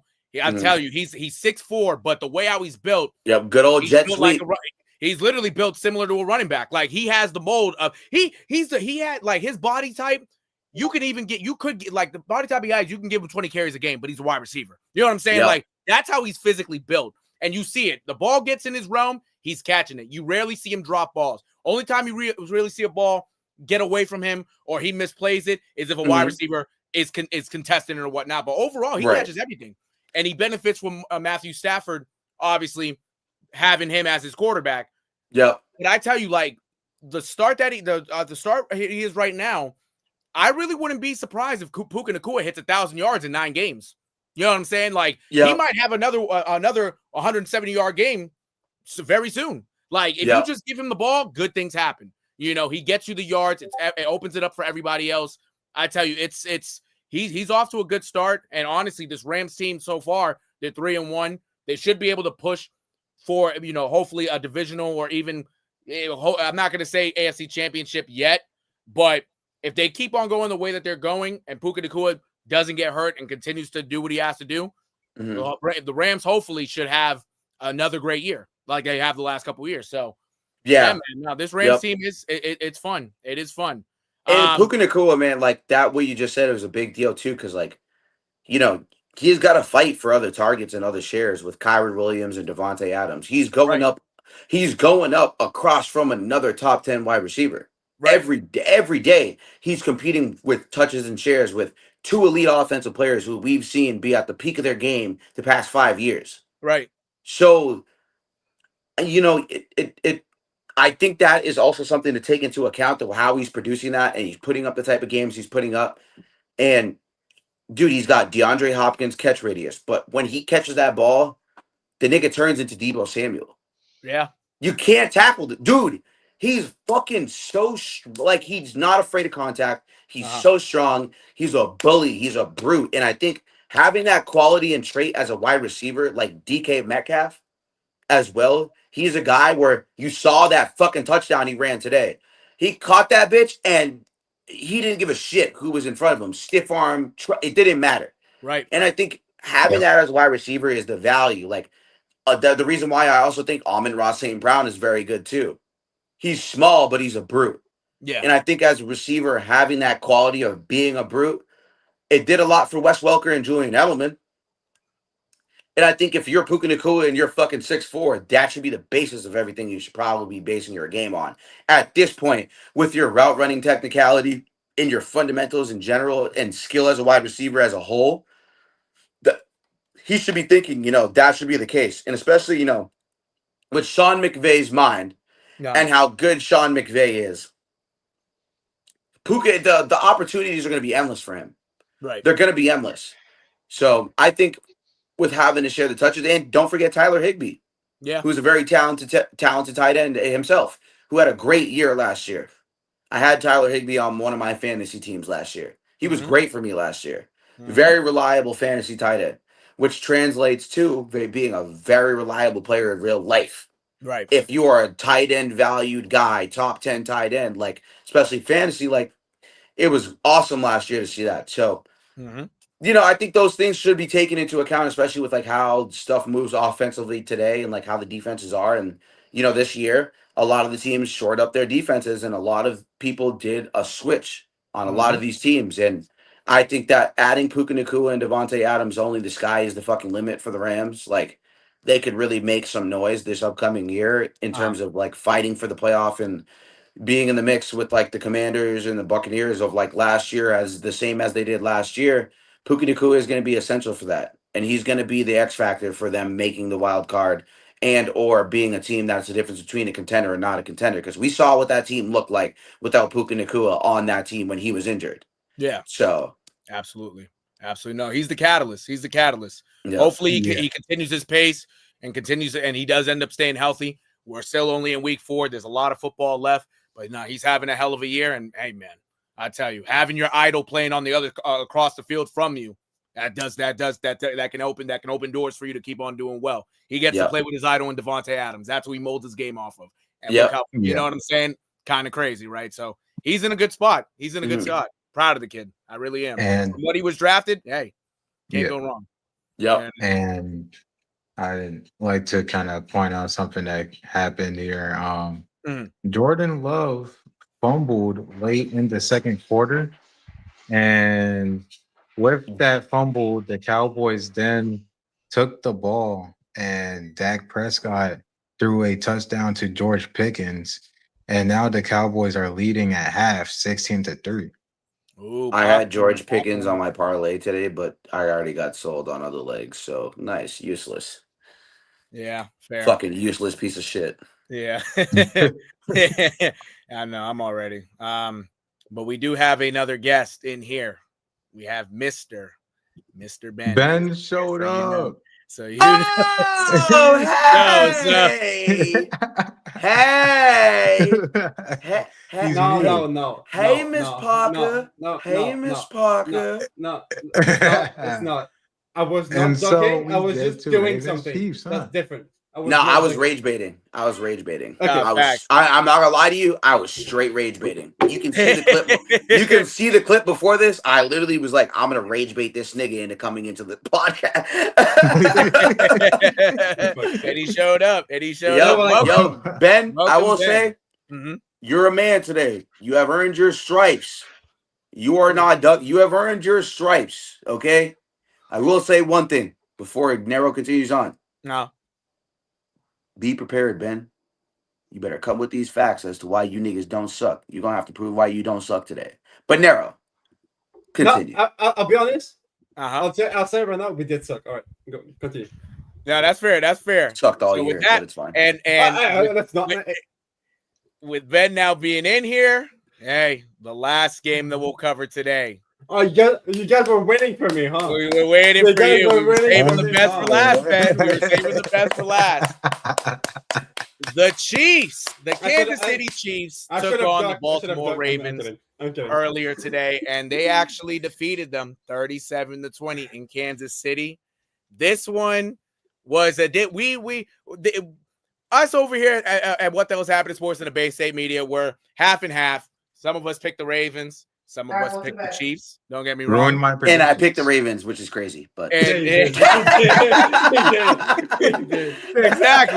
exactly. But today it was fairly interesting. This one, where Amari and Ben, we'll focus on them for this game. I'll give the stats real quick. I'll start off with the Ravens as the losing team. Lamar Jackson only threw for 147 yards and a touchdown, as well as throwing an interception. We took the stats. Josh Allen's better than Lamar Jackson. Standing on that right now. Type shit. Okay, I hear you. You shush. Yeah, that nigga Lamar sucks. That nigga ass. Derrick Henry only had 42 yards on the ground. Lamar ended up having 48 on the ground. He ran for a little bit today.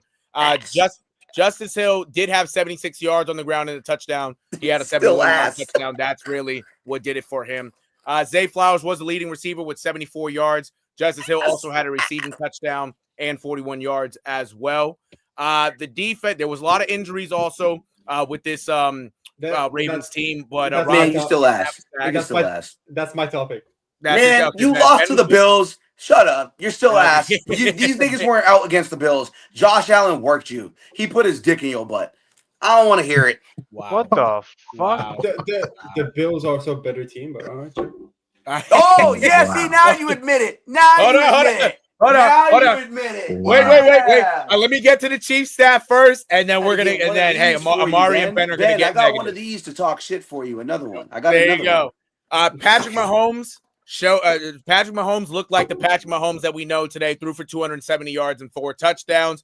Yeah, the Chiefs didn't do anything crazy on the ground, but Xavier Worthy, freshly back from injury, had 38 yards on the ground, the leading rusher. Pacheco had 35 yards. Kareem Hunt had that's a 34 problem. yards as well. Problem. No, that's facts. Yeah. Worthy also had 83 yards receiving. Hollywood Brown had 38 yards and a touchdown. Juju Smith-Schuster, 36 yards and a touchdown. And Isaiah Pacheco had a receiving touchdown as well, along with Tyquan Thornton for his only catch of the day, which was a touchdown.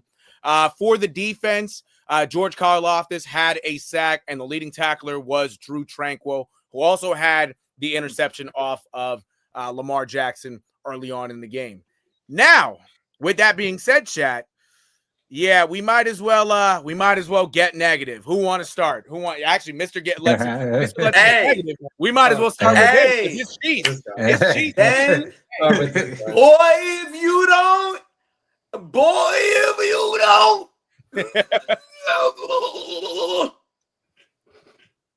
I'm telling you, bro. You niggas are frauds. And I'm going to stamp that. Oh, you guys are fucking frauds. You're a fraud. It is what it is. I get it. It sucks having to admit. You're a fraud. The Bills whooped your ass. We whooped your ass. Dare I say, does anyone remember the other team that whooped their ass? The Lions. Oh, who just also redeemed themselves. Right. You're a fraud, bro.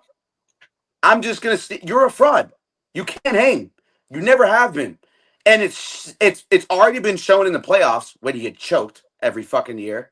It's already been shown when Lamar Jackson has won an MVP and choked in both of those years. Yeah.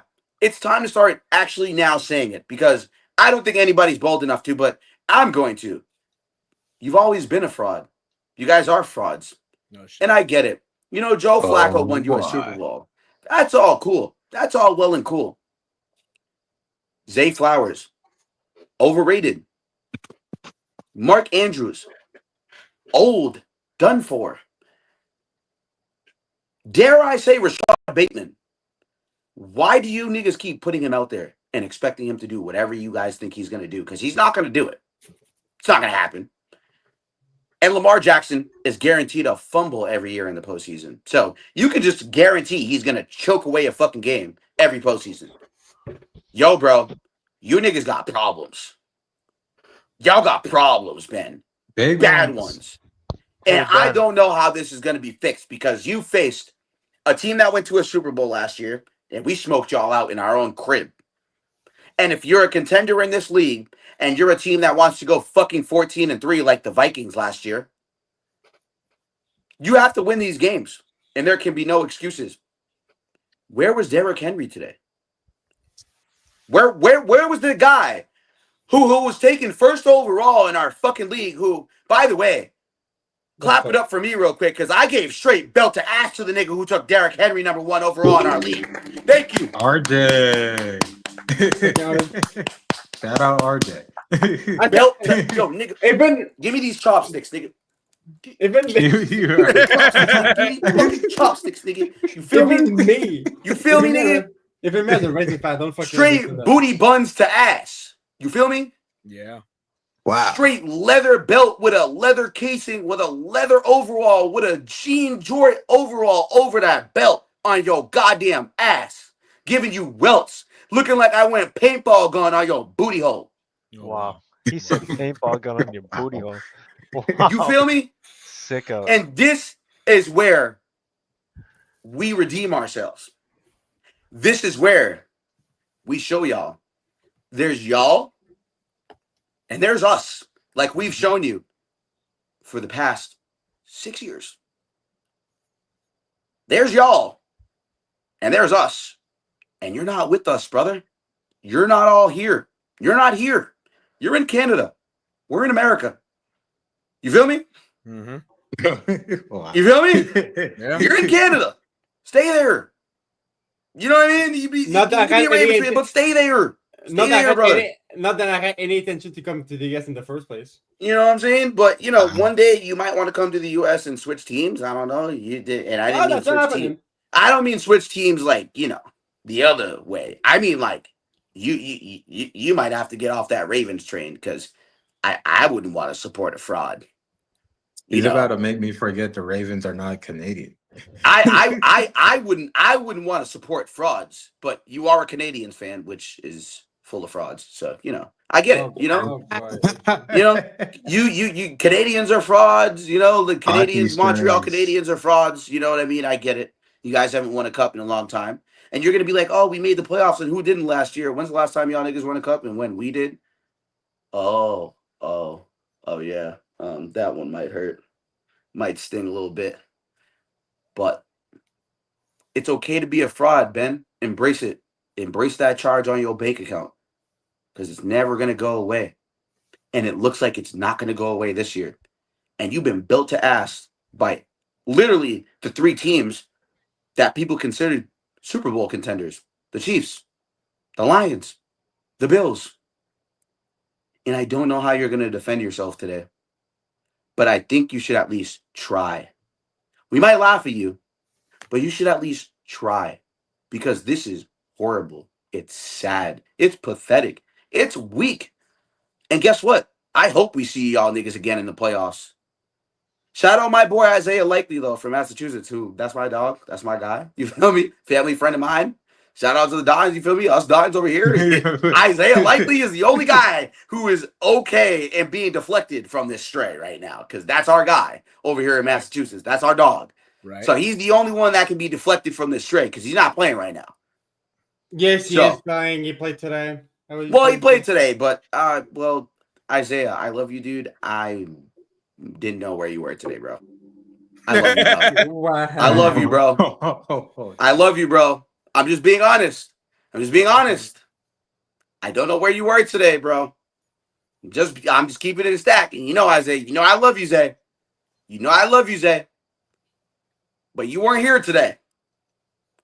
And we had to show y'all the difference between a contender and frauds. That's fair. That's fair. that was fair, and that was a lot. That was a lot. So that being said, because somebody got a rebuttal for these Ravens. Somebody got a rebuttal for these Ravens. What he's happened? Scratching his head already. He's scratching his head. He's scratching that forehead, nigga. What happened? I don't even know what to say, dude. Was it? I will ask you this: from what they showed out there today, how surprised really were you to see how all that unfolded? Forget surprised. How concerned are you right now, bro? Yeah, that's even fair to ask. Okay, actually. surprised. How concerned are you? Wait, surprised? I wasn't surprised. Worried? I am a lot. Because what the fuck are we doing? I know, I could say what the fuck? Okay, we got to lose 5 guys to injuries today. We lost 2 other games before that. That's the problem. Our only wins is against the fucking Browns. That's not gonna. We won against the Browns. What? Which actually, I will at least give you that because they beat the Packers. Yep. Yeah. And if I'm not mistaken, didn't they give the Lions a run for their money too? 34. Or what was the other team that they gave a run for their money for? I can check real quick. Please do, because I feel like there's one other team where Bengals. Okay, the Bengals. I think Joe Burrow was playing. Yes, he was. Because that was the first week. Because it was 17-16, I think the score was. Yeah, that's exactly what it was. So at least I can say you beat a team that there's a couple other people who were getting ahead of themselves about the Packers. And Connor, he's not here, so I'm not trying to talk shit, but Connor, since he's a Packers fan, brother, you guys are frauds too. So. Look at the Packers against the Cowboys right now. Oh my lord. Fraudulent. But yeah, I mean, how concerned are you, bro? As a Chiefs fan, you guys saw me on here. Yeah. I don't give a shit. This shit actually doesn't move me at all because the Ravens have sucked. So we should have won this game. Although I didn't expect us to because we've also sucked. So I'm actually shocked we won this game. And the way we won this game, I'm shocked that we dominated from start to finish. There was no chance for you guys start to finish. I don't know what it took or what happened or what conversation in the locker room. I don't care what it took, whether it was shrooms, cocaine, and meth. I don't give a shit. This dude. Ashwagandha, I don't give a He fuck. said ashwagandha. Fucking hot lavender decaffeinated tea with fucking honey. I don't know. Whatever the fuck happened today before this game, do it again next week. Just do it again because the Ravens, bro, just their heart's not in it right now, bro. And I get injuries is a thing right now for you guys. I'm not even blaming. I'm not even blaming it on that because we have sucked the 2 other games we lost. Yep. And I was gonna say I'll give y'all the benefit of the doubt in the sense that you were banged up today and we took advantage. Yeah, we lost. That's just the game. We lost. You were banged up today. We lost 5 guys to injury today. Agreed. 5. You were banged up today, but we took advantage. Yeah. But that's the reason why I asked about the level of concern because this was the problem before you guys were banged up. Yeah. That's the issue. Like we play the Texans next week. That could be a problem. Oh, you got home? You guys are home? You guys got to be home. Yeah, empty bank. Yeah, we're home. So yeah, I'll take you guys next week for that. Like the Texans, bro, they struggled today. They've been struggling all year. I know they won today, but they played the fucking Titans today. So none of that shit moves me. The Titans even score a point either. That shit doesn't move me. Like I don't know what happened to CJ Stroud.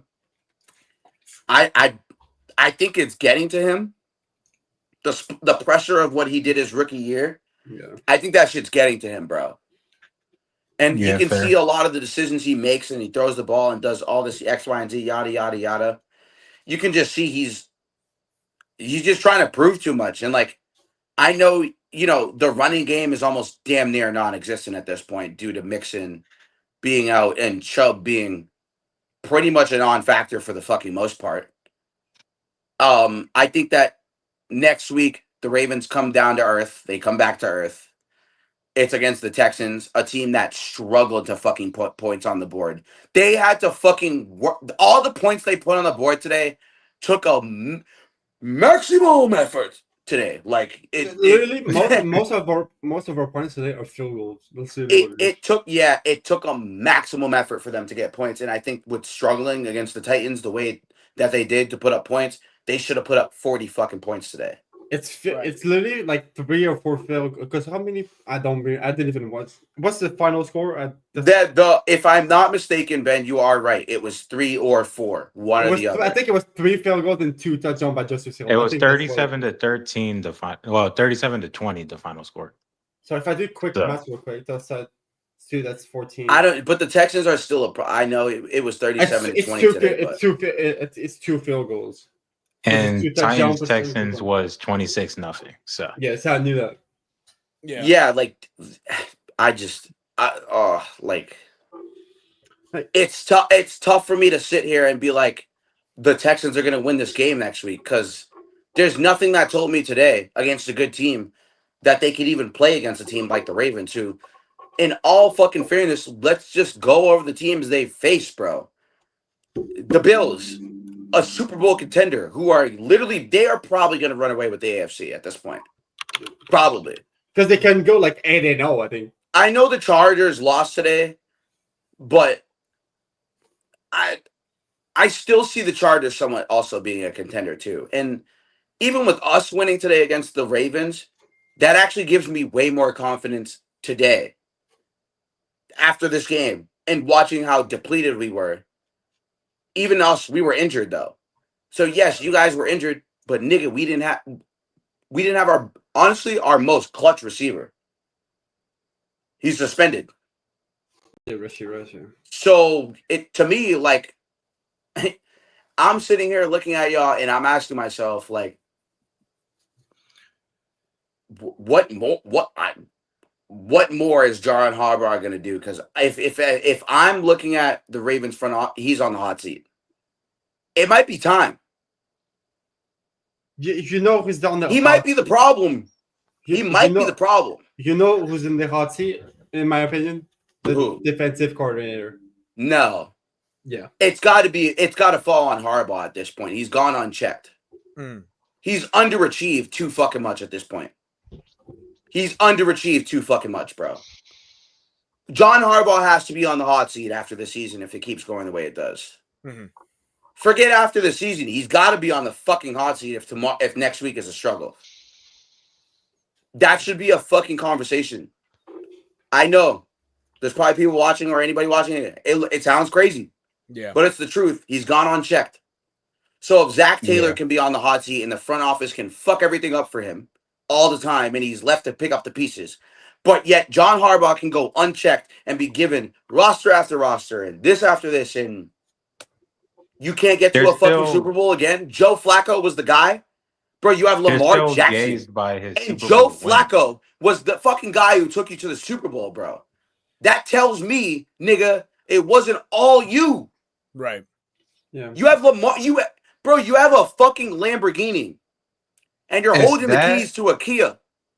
Is that, and also the fact that he's a hardball. So like, don't do that. Don't do that. Don't do that because Jim's a better coach. Don't do that. His brother, yeah. That is Jim's true, a better coach. Don't do that. But his coach has a legacy.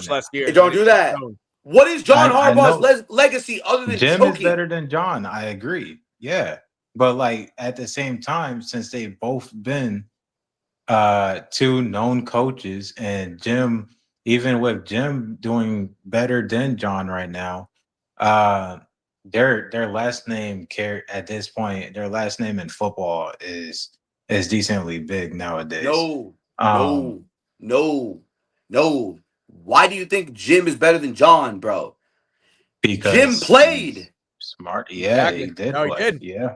He was the quarterback for Peyton Manning in Indianapolis. Bro, and I'm not even sitting here trying to take like a lot of shit away from fucking John Harbaugh, right? But I am going to sit here and tell you the fucking truth, gang. Like, Jim Harbaugh is an extraordinarily better coach than his brother. I agree. He's won a college football national championship, dude, and he's been to an NFL Super Bowl. Something Nick Saban couldn't even fucking do. Yeah, exactly. Yep. I know. I'm just keeping it a buck. Jim. It's got to be a point where we start looking at John Harbaugh like, bro, he's got to be on the hot seat. He should have been on the hot seat last year. Bro, as a Chiefs fan, I say this. We had no business being in the Super Bowl last year. No business. And niggas can't say it was refs. Niggas can't say it was this, that, and so forth because the stats prove against it. I've already gone through this on pod before. Bro, the Ravens were the ones last year everyone thought. Who were the choke artists? John and Lamar. Yeah. That's a fact. We got to start looking at what the problem is for what it is. And I don't think it's Lamar Jackson, bro. John Harbaugh is the problem. He's the problem. They might need a new voice, to be honest. There needs to be another guy in there. And if people are telling me John Harbaugh isn't the issue, well, the brother has full control over who he wants to pick over his staff. So if you're going to go look at anybody else and point fingers, it might be impossible for you to. I will pose this question real quick to both of you, but especially to Ben. Do you think that week 1 loss really fucked them up? Yes. Yes. Yeah. It's not even close. I disagree. I mean, it's not like not like a big toll, but like that should like brings the momentum down because we had the like a 2 possession lead like 4 minutes ago. How did you fuck that up so bad? That's fair. That shows it kills the momentum. Absolutely. I don't think that's the issue. No, that's not the issue. I'm just saying that brings the momentum down. No. It wasn't week 1. It wasn't week 1. Yeah. No. It wasn't week 1. Was it last year's playoff game? It's this week. That's a problem, bro. Yeah. This week is the problem. Yeah. This was like, I think anybody who's been watching the first couple of weeks or anybody who's been doing this, I think we knew that this was the week where we would see either the Ravens really prove who they are or they would prove who they're not. Right. I think this was the week everybody was looking at. I don't think it was week 1 because everybody was looking. The reason why the Bills and the fucking Ravens also played on like that as like the first big primetime game, dude. Yeah, it's a Sunday night. Is literally because they're the two teams who were slated to be contenders before the season started. Right. They were the two front runners. Yeah. Okay. Like Rashee Rice got suspended and a bunch of other stuff happened to us that no one saw. Like, you know what I mean? Like, yeah, obviously we went last year, but remember how many we had 14 one-score games last year, bro. Yeah. I tried to tell my own Chiefs fans the shit was going to be ugly somewhat this year, but now that the Ravens just showed that who they really are, as always, as who they are, like that gives us Chief fans now. You just gave us uber confidence. You just gave us all the fucking confidence in the world. You literally just did. Yeah. You literally just gave us every reason we needed for the fuel to the fire to add it to it. You gave us every fucking reason today. And I think that this was the game where even on the schedule, when you looked at it, let's say you guys were let's say you were 3-1 right now. This would still be the game people would look at if you lost today. If you were 3-1, they'd still look at it like, oh, you still lost to the team that went to the Super Bowl last year. You have a long way to go. No matter what, this was the week. This was it. Yeah. This was the week. Win or lose, record or not. This was the week. And it's unfortunate that this was the week, because I think you'd get a lot more leniency if if you guys were 3-0. If you came in this game and the record was flipped. If you were undefeated up until this point, I think you get more of the benefit of the doubt. But it's the fact that you gave up bad showings against the Lions and the Bills.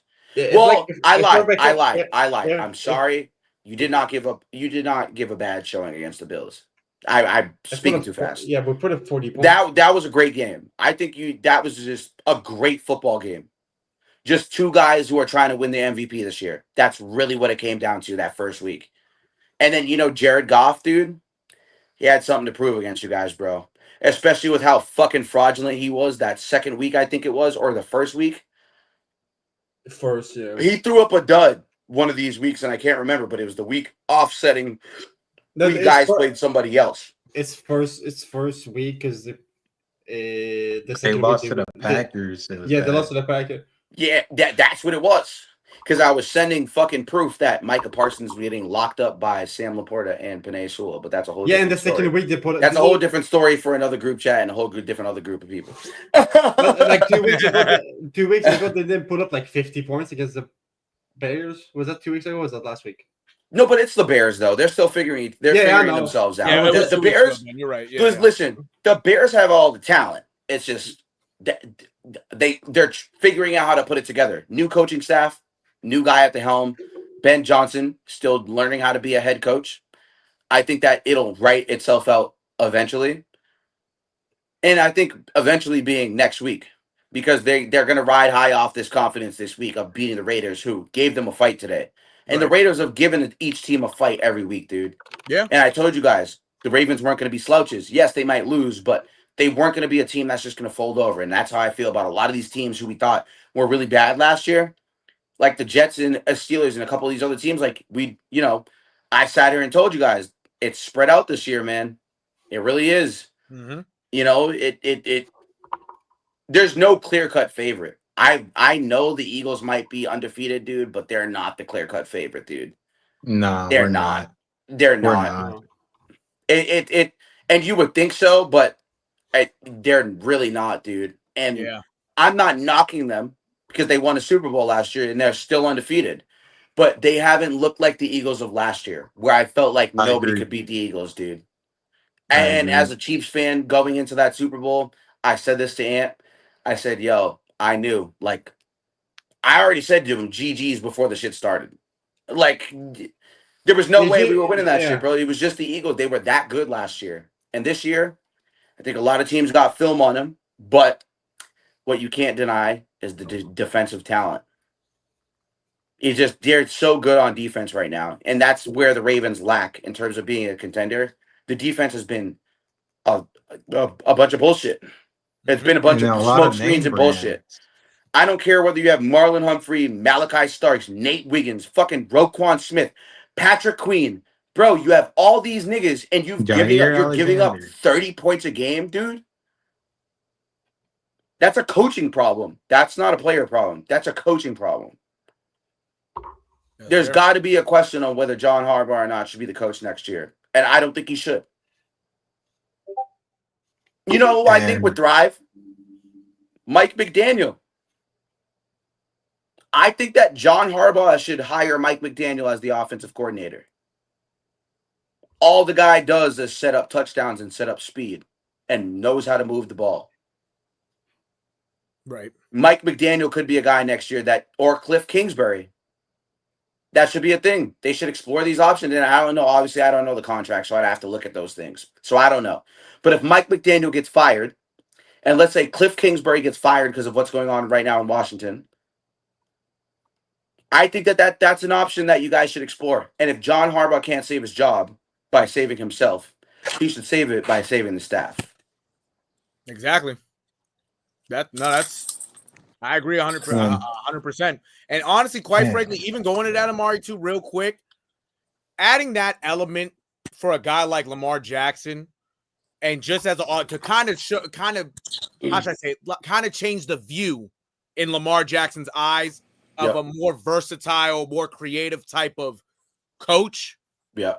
It might really be the better option, because obviously, even with the Ravens, you've heard the same voice now for getting closer to 20 years. Yeah. Right? Yeah. Mm-hmm. And they've always had 100%. good teams.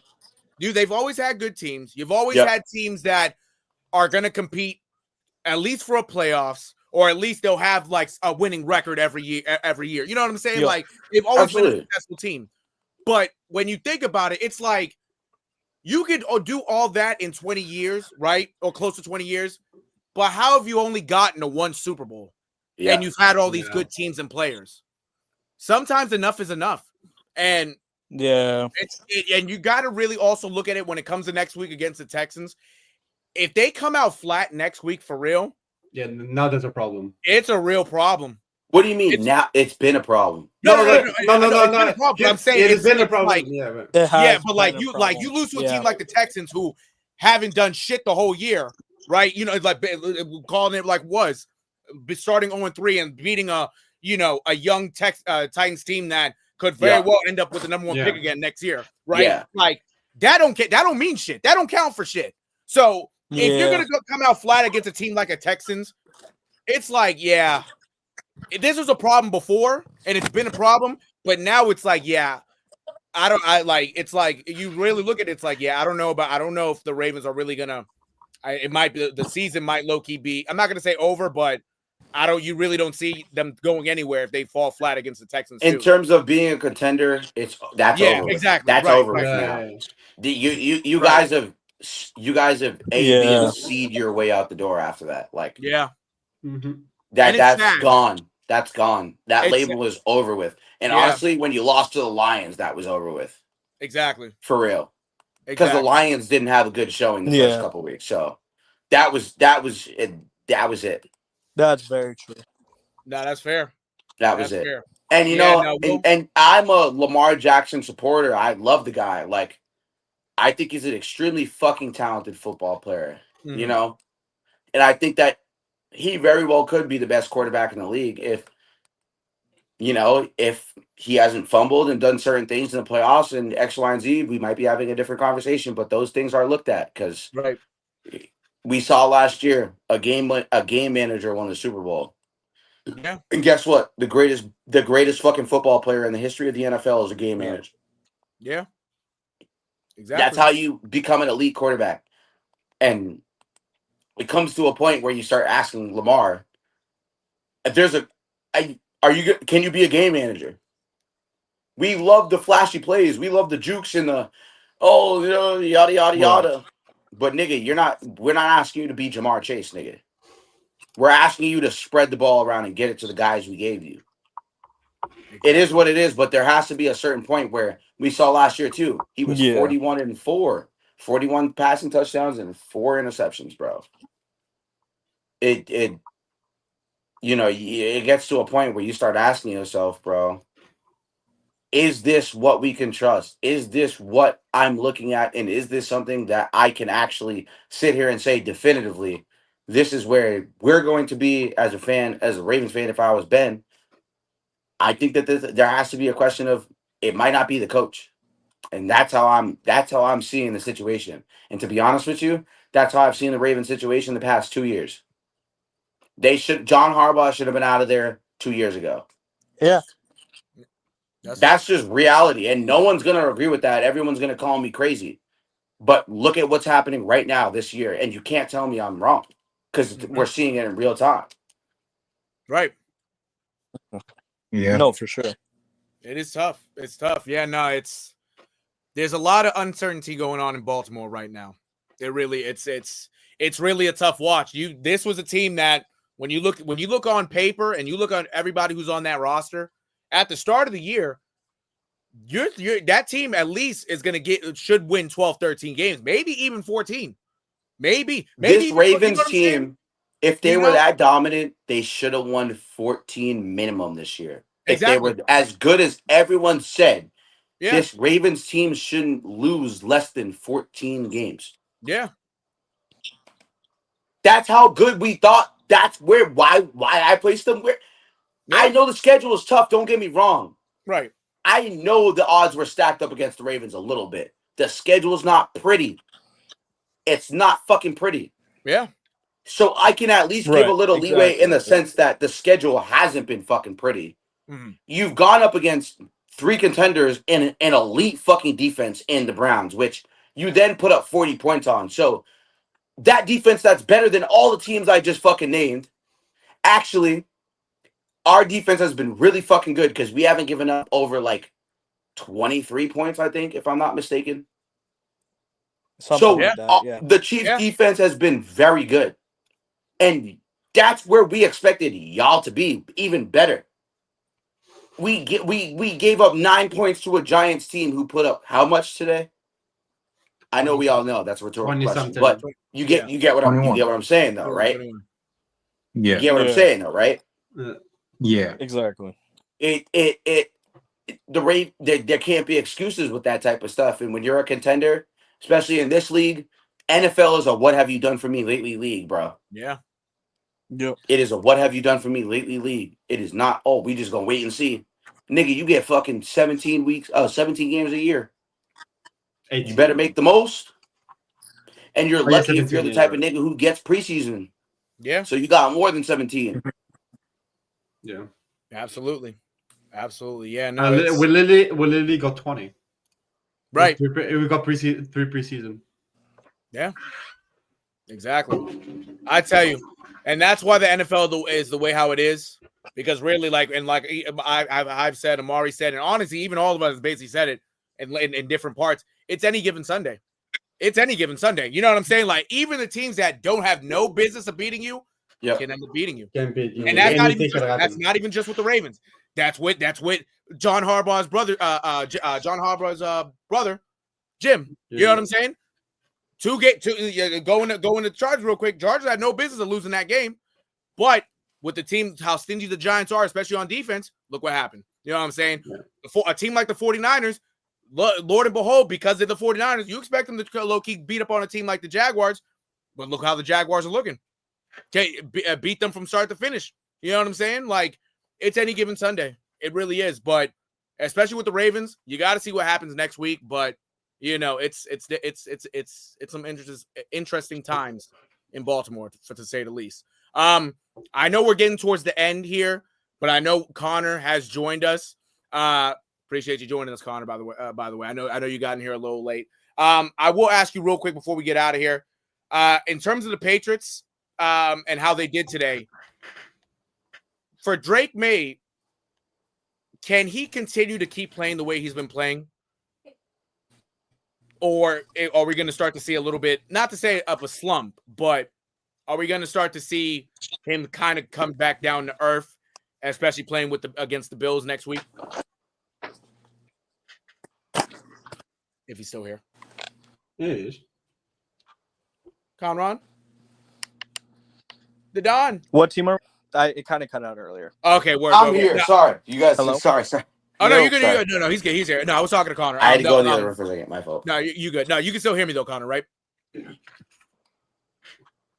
can still hear me, Connor? Pose the question for us again. My fault, bro. Pose the Oh, no, you question. good, you for good. us. It was for Connor anyway. It was for Connor. It don't anyway, matter. no. We gotta, Yeah, no, Fat. No, the I state just asked. show must go Connor. on. Yeah, Fat. No, you're right. You're right. No, I just asked him quickly since he just got here for the Pats. We'll work him back in. Yeah, I was gonna ask him. Well, I did ask him if Drake May could continue playing the way he's playing, even though he has this test against the Bills next week. Oh yeah. Hey man, I don't care who you played up against. You put up 42 points, brother. Hey man, the special teams has always been a contributing factor the past 5 seasons. The special teams has always been a strong suit for the Patriots. It's an underrated part of football that I've expressed to a lot of people. Special teams fucking matters. And I don't think a lot of people understand that. And I think the special teams performance the Patriots have always put up the past couple 5-6 seasons, it's been a bona fide performance every single year. Right. And you look at guys like Marcus Jones contributing and some of these other guys contributing in ways to get the offense involved. Marcus Jones had a touchdown today. It was a kick return, if I'm not mistaken. And then he had a 60-yard punt return to set up a score. Yes. Hey, man, those are plays that win games. Yeah. The Ravens aren't doing those types of things. The offense is doing all the work. Some of these contending teams aren't doing that. The Eagles, why are the Eagles so successful? And we talked about it today.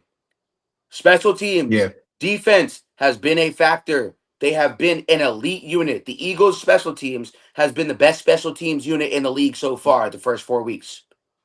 I know the offense hasn't been pretty, and the offense is they've seen their themselves out of the top 5 enough to a point, but they have impacted the game and won in other ways.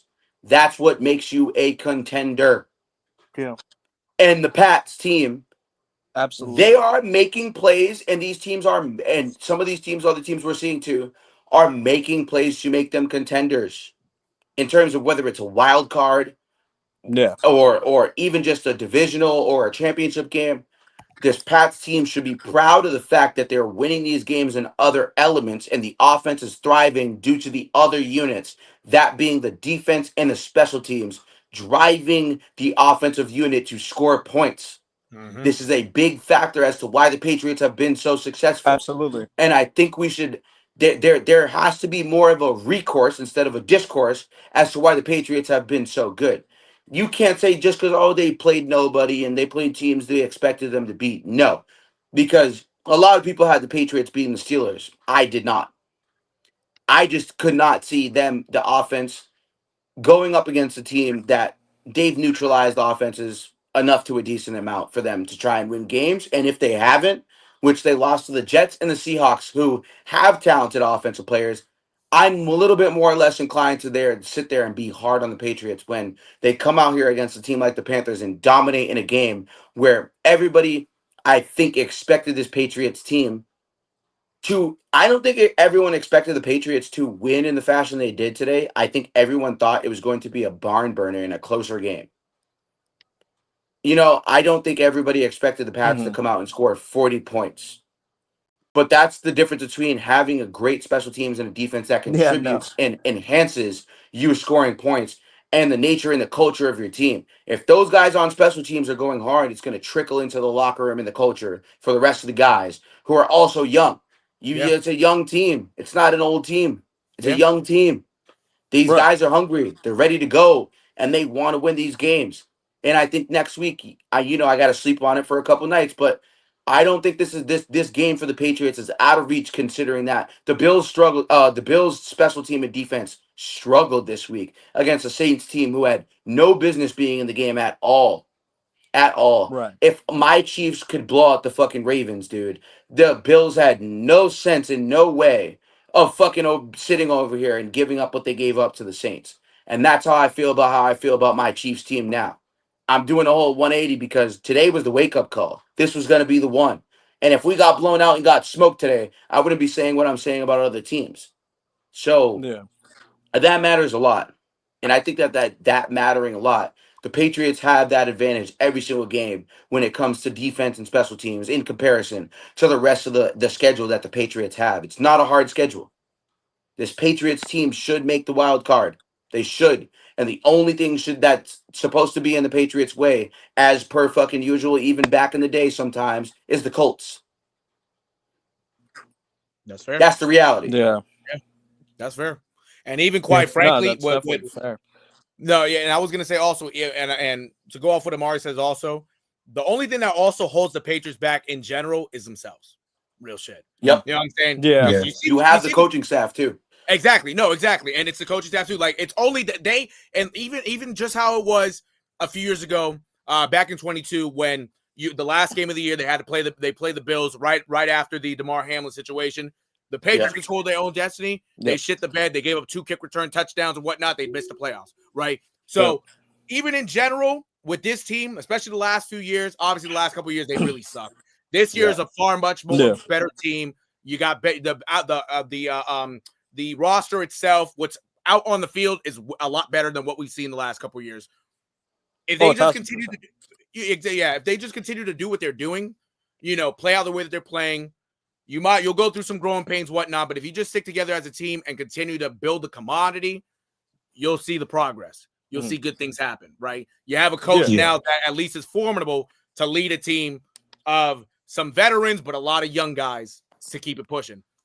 But at the same time, the way how the Colts are doing this year, it could very well end up in a situation, if both teams end up in the same spot, that, oh shit, we're fighting for our lives because of the fucking Colts. Or the Colts are fighting for their lives because of the fucking Patriots. Like, it could go that way.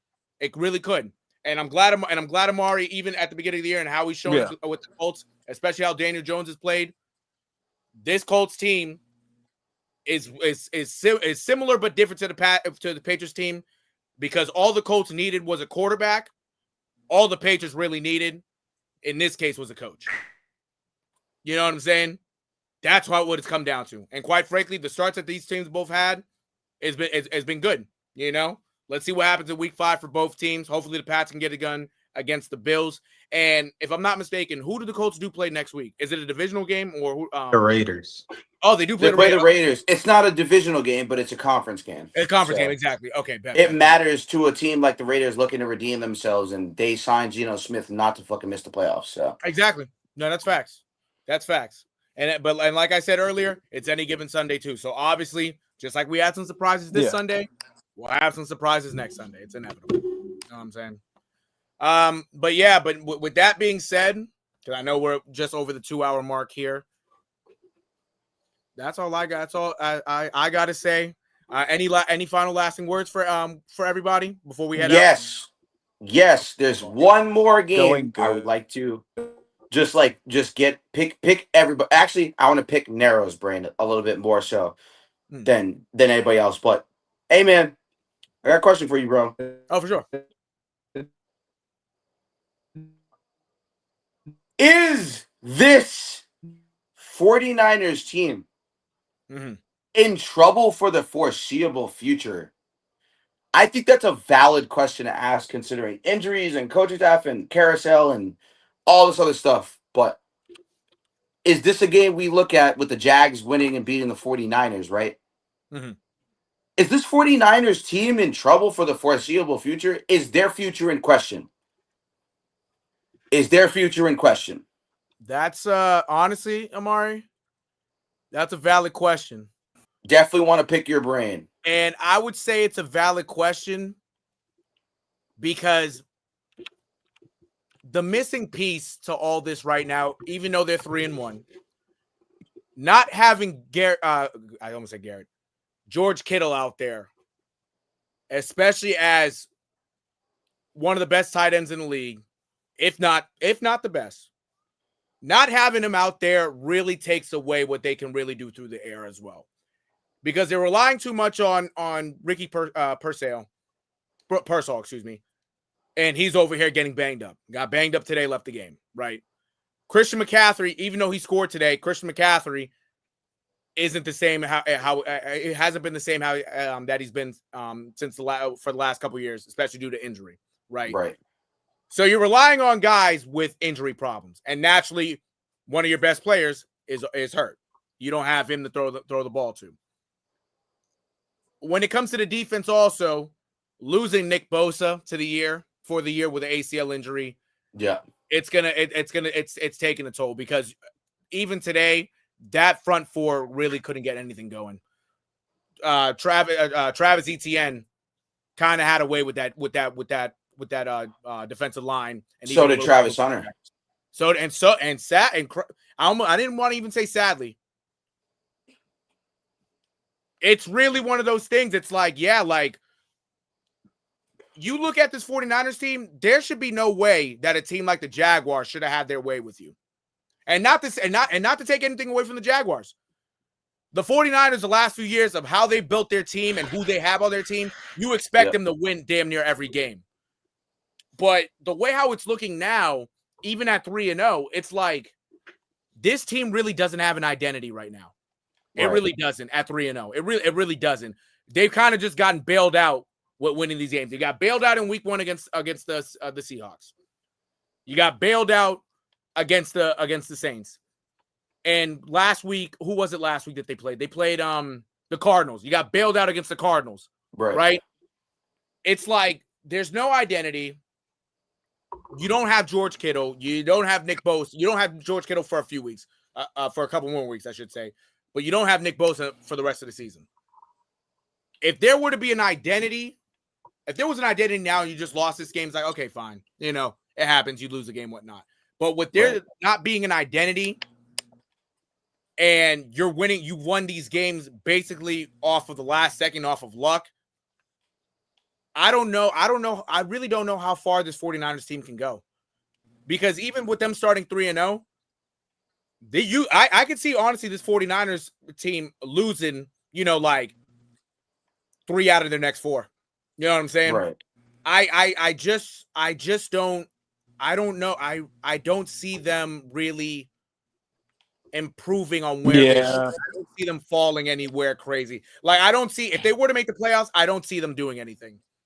I really do think this team's in trouble. I think losing Nick Bosa, I think that really hurt them.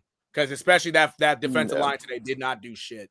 It didn't do anything. That's really that. Yeah, it's, I don't know. And I think that's honestly a valid point. That's a valid question, Amari, because I really do think they're in trouble. I do. I don't see it. I would like to pose this question too. I don't see is a world is Kyle Shanahan going to be on the hot even seat? if they make the playoffs.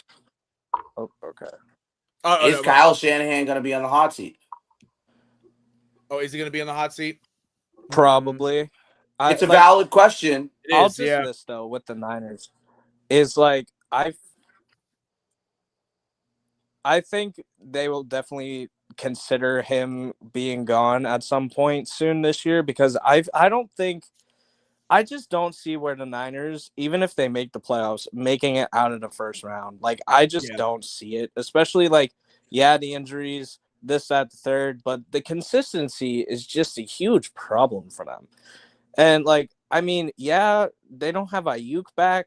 Like, there are some injuries that could help them, but even how the team is set up right now, I just don't really see much going well for them. I mean, maybe it's the situation like the Chiefs had today. They got some players they really needed back, and it really helped them spread the ball out a lot more than just throwing it to 2-3 guys. I mean, I could see a world where the Niners maybe do a little better after I'll say this. I think they're going to lose the next 3 games, but I feel like after that they're going to have a resurgence, but I don't think it's going to be enough for them to make the playoffs. I think other teams like the Bucs, where they are a little more consistent and also have they stay in games. They stay in games. They stayed in games with Philly today, even though they made mistakes to lose the game. But they stay in these games, even though, sure, you could say, oh, we're gonna close to losing to the Jets, but they came back to win. Right. I feel like the Bucs have a better shot in making it farther, maybe, than the Niners. But that's just me, to be honest. It's a consistency for me for the Niners. I just don't see it furthering well for them. I feel you on that. And honestly, kind of going back to Amari real quick, because you said about a coaching change. Yep. I think honestly, let's see what happens at the end of the year, right? But I wouldn't. If I were the 49ers, I'd at least have that in the back of my head. To be honest, you sure? Oh, I'm only thinking that really because if you want to have a coaching change, if they were to go that route, yep. One, you mentioned him already, but I think Mike McDaniel wouldn't be bad back in San Francisco. Oh no. You're about to eat the question I'm about to ask you. Oh, okay, there you go then. We just had this conversation about John Harbaugh. What makes Kyle Shanahan so fucking different? I'm just keeping it a stack. We just had this conversation about John Harbaugh. Yeah. What makes Kyle Shanahan so different from John Harbaugh? There's nothing, because he's taken his team to 2 Super Bowls and they haven't done shit. He's got to be on the fucking hot seat. Yeah. You've taken and mind you, now thinking about it, I'm glad you said that. That last Super Bowl that they went to, they fucked up and they didn't know about the overtime rules. And that fucked it up. As a head coach, I don't buy that. I think that was media bullshit. I don't buy that. Nigga, I never bought that. When that shit happened, I don't know how young I was, but I was still fucking coherent and old enough and intelligent enough to know that was a fucking bullshit. Nigga, no. They knew the rules. The fuck? Your job is to know the rules. You're in this league. Yeah. Your job is to know the rules. Yeah. Why are you trying to convince me who? No, you're not convincing someone like me. You didn't know the fucking rules. Yeah. Come on. There's no way. No. Yeah. You knew the rules. You just had poor coaching balance. Mm-hmm. And that's the fucking truth. It is what it is. It is what it is. Like it's saddening to sit here and have to say that about Kyle Shanahan, who was an offensive mastermind. Mm. But Mike McDaniel, who is an offensive mastermind, is not doing so fucking hot in Miami. Yeah. The rest of his staff is not pulling it up to par. And I know he's had injuries and there's some other shit, and Tua fucking sucks, so he's stuck with that trash ass nigga. Yeah. Like, you know what I mean? Like, bro better be picking fucking pineapples from trees in fucking Hawaii or some shit. Like, he shouldn't be playing in the NFL. That nigga sucks, bro. Like, your concussions have taken you so far to a point where you're asking Cam Newton. It's so easy to hold a clicker and just say whatever you want. Nigga, you never won a league. I lost all respect after that. I was done. Like, I tried to respect this nigga.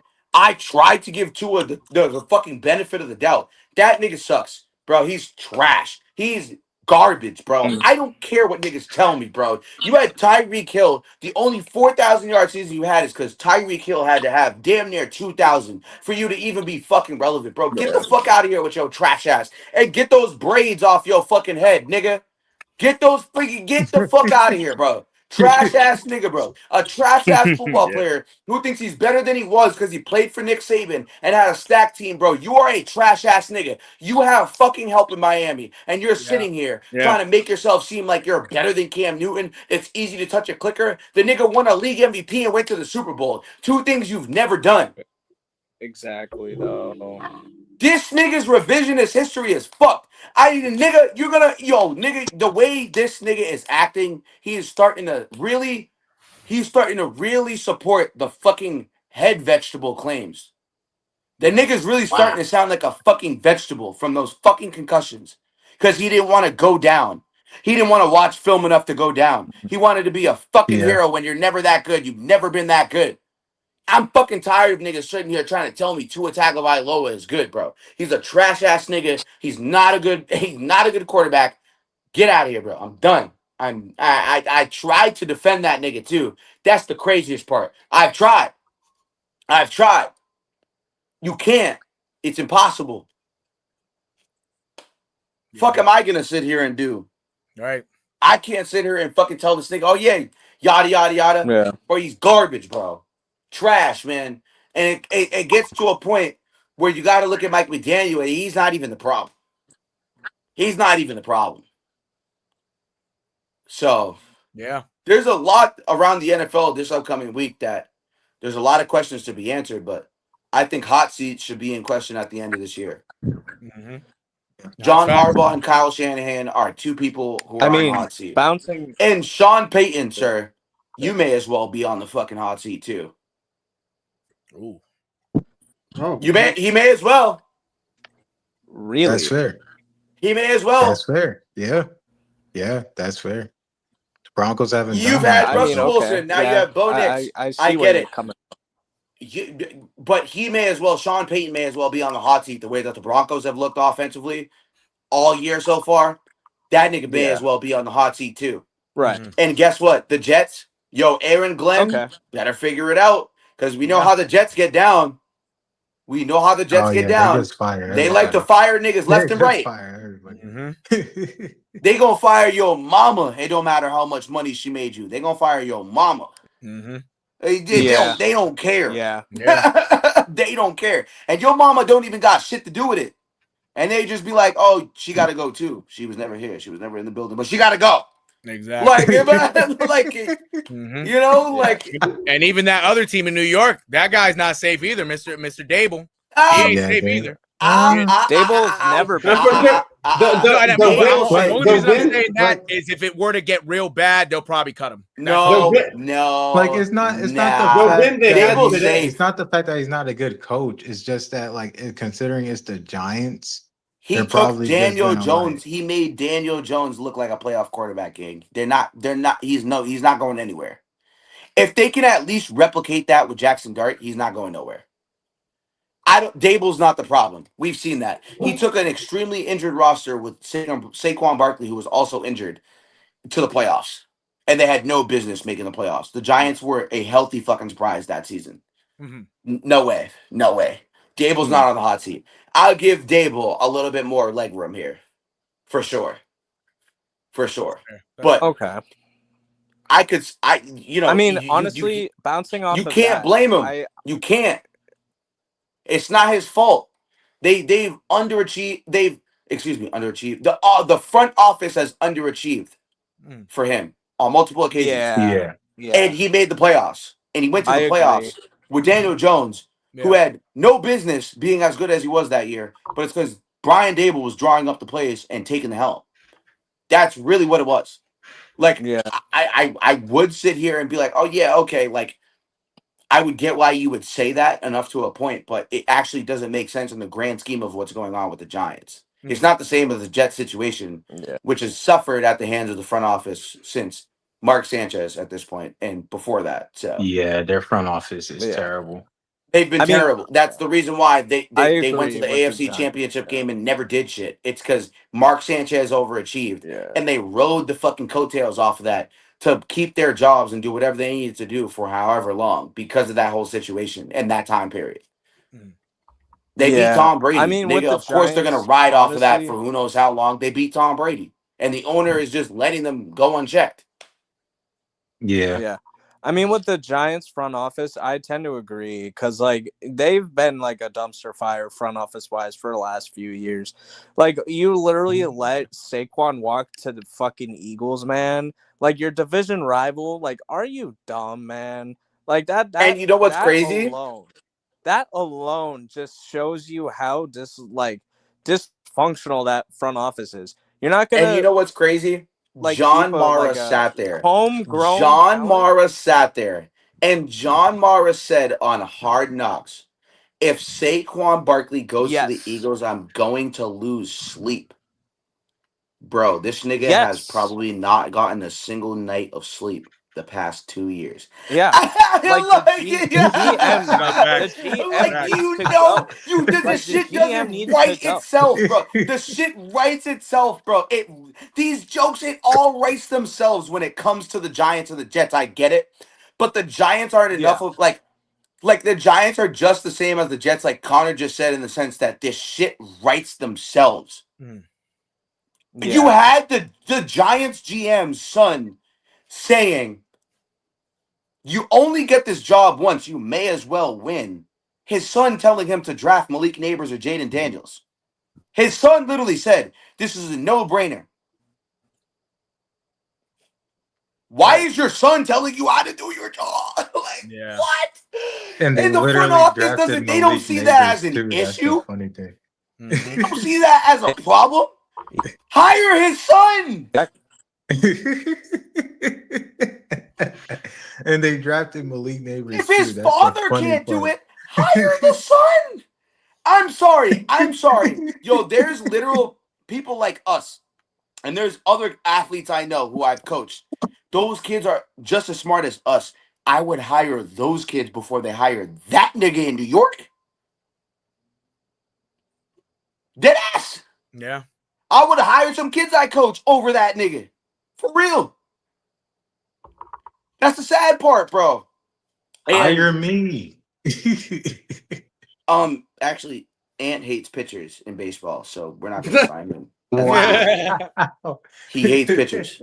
So Well, talking about pitchers, Nero's cousin pitched today, and he did. Oh, actually, yeah, I didn't very even. fucking good. okay, wait, Ben, Yeah, I didn't even before mention you that. accelerate, hold on, Nero. Yeah, I was just saying. flip to you real quick, Ben. I was just Wait, saying. Nero, flip to you real quick. I So, was, Nero, Yes. today, my brother, Yes. I know, I'll let you have the floor, but today, I know you had a family member who had an extraordinary game today, bro. Mhm. He had an amazing game. Shout out to Senor De Leon. Hey. Clap it up for Yeah. Nero's cousin real quick. Yes, sir. Nah, yes, sir. Chat. You know what? What I'll do, chat, real quick. 'Cause I know whole y'all don't know who this individual is. I'm gonna show Talk y'all to us somebody. about Cuzzo. Talk to us. Yeah, and honestly, and I'm gonna be real because I don't like to lie. I do not like to lie. I honestly forgot that this guy was even in the Red Sox organization. I'm not gonna hold you. I'm not gonna hold you. I really and the reason how I saw that it was my cousin is because I looked at the screen right in the like the fifth inning, and I just see somebody. I'm like, wait, do I recognize him? I look at the name, the pitcher's name on the screen. I'm like, De Leon. Mhm. I look at it. I'm like, oh shoot, that's Cuz. When did he Yup. get on the Red Sox? How the hell has he been in the Red Sox organization? I read up a little bit. He's been over here for the whole year, and I didn't even know that. yeah. I'm a bad Yep. cousin. I'm a bad freaking cousin. Come on, Jordan. Come on. I'm a God bad. No, damn. no. He's absolutely right. I'm a bad cousin. I'm a bad cousin. This right here is my cousin, Mr. That's his cousin. Jose De Leon. This Wow. is my family member right here. Yes, That's it. sir. So if y'all see him, yes, this is him, bro. Shout Yes, out to Jose sir. De Leon. Hey. Pitch for the Red Let's Sox. get today. positive real quick. Clap it up. Shout out to Yeah. the Narrow. Yes, sir. Yes, sir. Clap it up. There you Yeah, go. no, he's part of my family. I will say this: my great grandfather Yep. is Juan Ponce de Leon. I'm gonna give y'all some history. Nice. Nice. this Okay. man- Yeah, hell yeah. Did Hey, you ever That's a heard name of I the heard fountain? before. You ever heard of the fountain Yeah, of you youth? heard Connor. You said, "Hey." Yeah, facts. You ever heard of the fountain of youth? The fountain of life? Y'all ever heard of that? Yes, sir. Of course. Yeah. That is the man who created it. That's Okay. the man All who right. created the fountain of Okay. youth. Yes. So Oh, that is shit. my relative. He's one of his relatives, and if it wasn't for that man, I would not be here. I really would not. That is my great grandfather. So the tree, the line, the whole family line runs from him. You know what I'm saying? I don't have You're that just last like name, me though. for real, because Willie O'Ree, Yeah, my great uncle, first black there hockey you player. go. There you go. We got some history for y'all. I Chat. get it. I get it. Y'all got some history. No, facts. There's history going on all over. I tell you. We're the but, history boys. We the Yes, sir. history boys. For Great real, for real. history. Yes, Great sir. But I will history. say, Jose De Leon today, he went 6 2/3. He gave up 8 hits, 3 walks, 8 strikeouts, and 3 earned runs. But he did get the win for the Sox today, the last game of the year. The Sox obviously are in the playoffs. We spoke about that already yesterday. But yeah, I got to see my cousin pitch. I got to see him at the mound at Fenway Park. He did great. Naturally, he won't be on the playoff roster. He was just a spot starter, but at least he could say he pitched for the Boston Red Sox. So Yes, Yeah, sir. At least There he can you say he go. started for the Sox. Yes, sir. hell yeah, no, he did. He did. Proud of him. I am. Hey, I'm not on the field, but my cousin is. That's all it. That hey. Yep, exactly. That's Yeah, that family no bullshit, ties. real. Hey, Yeah, heard. That's real. That's real. But with that being said, appreciate the love, everybody. By the way, appreciate the love, and I'm glad Bren brought that up. I really forgot to mention that. I should have mentioned that. I should have mentioned that at the start. I No got bullshit. you. But Yes, sir. Yeah, flipping to some baseball here. Nero, Types. Yes. got questions for you, bro. Oh yeah. What's up? What's up? Oh, Look at these two niggas here, right? Yeah. Look at this Yankees ass nigga. Look at this Blue Jays ass nigga. Yes. How do y'all feel about us being here? And we on the road where we better than both of y'all. Come on. Come on. Yeah, talk that I shit. know you ain't feeling confident. Let's talk that shit. Change that banner. And Talk one, that shit. two, Let me three. get it. Let's Get get it. negative. Let me get here. Talk You're your taking- shit No, real quick. Why are you Nero. taking so long, brother? You're scared? Oh, I Is got a this phone in my Red hand and I'm Sox typing. team- Give me a moment, Ben. You Why the know, Blue Jays losing in the ALDS? No, Calm no, down, no, Ben. no. Tell me why they're yo, losing in Ant, the talk your shit, yo, ALDS. Ant, yo, Ant, I Ant, like it. Ant, Talk your shit, Ant, Ant. Give Come me a on, moment here. come on, Ant. Yeah. And you're gonna lose to the Red Sox. I'm just saying. Oh, shit. let's get spicy. So we're Oh, just really? saying the Yo, Red Ben, Sox are talk gonna your make shit it real quick, further Ben. than Talk both of your y'all. shit. Say less. Say less. Hey. All right. Yeah, sure. I love it. We here. Look, I ain't We scared of here none of for y'all. it. The Red Sox have arguably been one of the best teams in the league in the last month. Yeah, we have a Okay. better run differential than both of y'all. Well, Yeah. maybe not the Yeah. Yankees, but No, definitely no, better no, than no, Not both the of y'all. Yankees, but Better definitely than the Blue them. Jays. Not Not us. the Yankees, Better but than yeah. them. Like the Red Sox are arguably one of the best teams in the last month. I wouldn't be surprised if they make it to the CS, the conference series. We just I might. wouldn't be surprised. Yeah, I wouldn't be surprised. And that's the thing with baseball. When it comes to baseball, especially the playoffs, it happens every year. Even in the regular season, anything could happen. Even when it gets to the playoffs, literally anything could happen. Literally. Yeah. Because the teams that we expect to go all the way, a lot of the time shit the bed. And it's sad. Yeah. All No, the but we talent are. that certain teams have, Yeah. they still end up shit in the bed. Yeah. You know what I'm saying? You saw it. The Nationals had a miracle run years ago. They kicked they beat the Astros game 7. You know what I'm saying? Yeah. Literally anything could happen. Literally Exactly. anything. Anything can happen. Anything. literally- 04 Red literally- Sox. Look how that happened. You know what I'm literally- saying? Like, Hey, Yeah, listen. literally though. Listen. Literally in 23. No one was expecting the D-backs in the World Series. They literally beat the Dodgers. Or the Rangers. or the Rangers even Or now. the Facts. Yeah. You Or know the why D-backs a anything couple can years ago. happen? You know why anything can happen, boys? You know why the Yankees suck? You know why the Why? Jays suck? Okay. Do you know why they're not going to beat us? And I'm going to stand on Biz. Yes. You don't have Roman Anthony. Exactly. I'm just going to Okay, do say. y'all have them yet? That's Oh, brother. Hey, whoa. Hey, Ant, let me ask you We a won't question. need Roman Anthony to beat y'all bum Hey, ass. wait. No, let me see if Ant is going to lie. I just want to see if Ant's going to lie. Okay. When you think of people who are Yankee killers, who were the first two guys you think of? Not named Roman Anthony. David Ortiz and Nigga, no, recently, this year. Not fucking 10 years ago, nigga. The fuck? Yeah, we know. We beat y'all niggas every year. I know. We have more fucking World Series than you've won in the last 20 years. We get it. Don't remind me before I cook you. So, listen, brother. Mm-hmm. Do you know who Brian Bayo is? Right? Do you know who Alec Bregman is? Yeah. Do you know who Will Alex Abreu is? Do you know who Trevor Story is? Do you know who Trevor Story is? Do you know who Garrett Crochet is? We have Yankees. Even Romy killers. Gonzalez, low key. Lately. We have and Romy Gonzalez. We can add him into the mix, and you're lucky Marcelo Myers not playing because he's a Yankee killer too. Yeah. My brother. Do you think your hands are full, or do you think your hands are tied? I don't know what that means. Okay, pause. Pause. Okay, let me pose it this way. because you don't want your hands tied behind your back. That's a little gay. I'm sorry. Like, You, I didn't mean to swing you that way. So, do you think that the Giant killers and the Yankee killers are going to come out to play? Or are you going to sit here and talk your shit and really stand on business as to why you guys are going to beat I'm a us? stand on business. And say that you niggas suck. I get it, but go ahead. Wow. Yeah. See, here's the thing, though. Yes. Okay. Y'all had our number. I can't lie. Y'all won the season series like what 9-4, some BS, whatever. Okay. But all you just said the was playing built field, to ass, but yeah. the playing field is even now. It's Why even. are you lying? I'm not lying.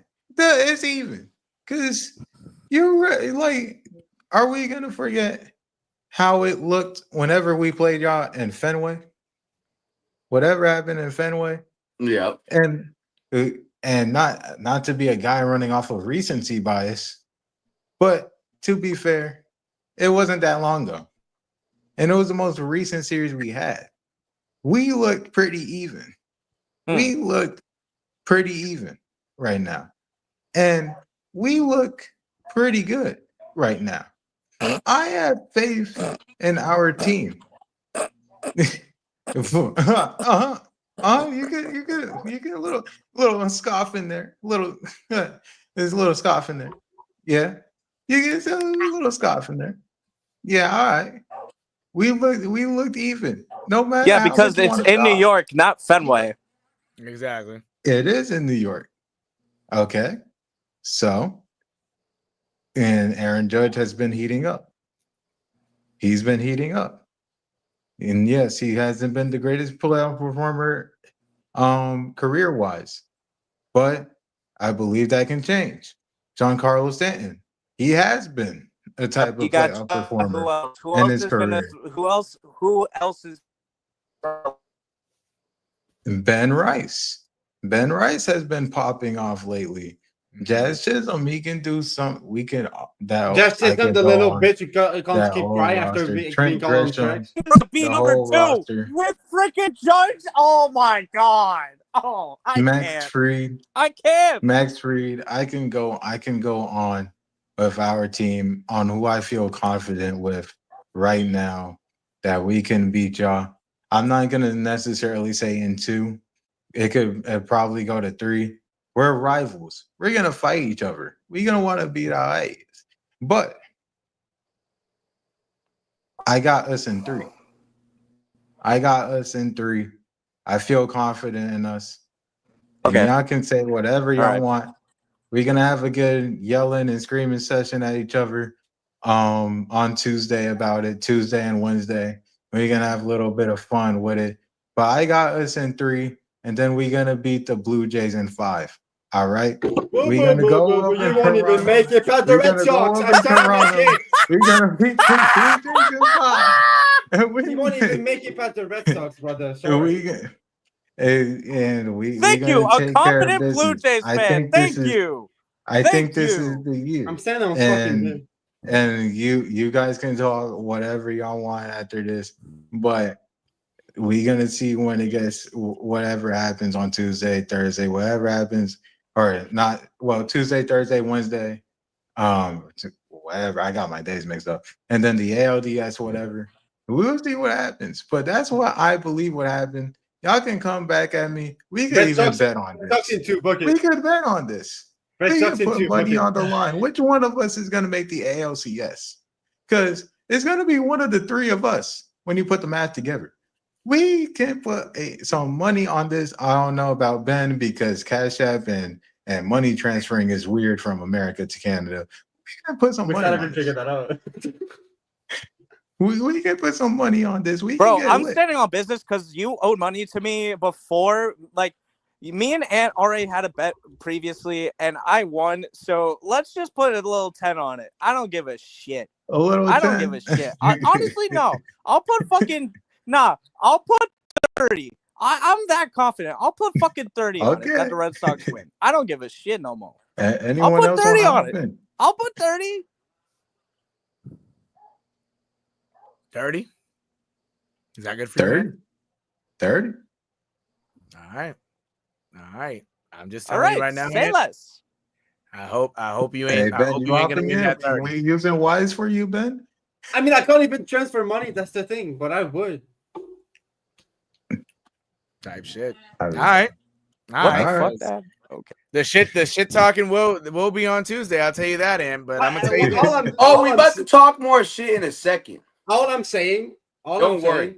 Well, I do want to spin back on the Ben Rice thing. Honestly, do you really expect Ben Rice to carry the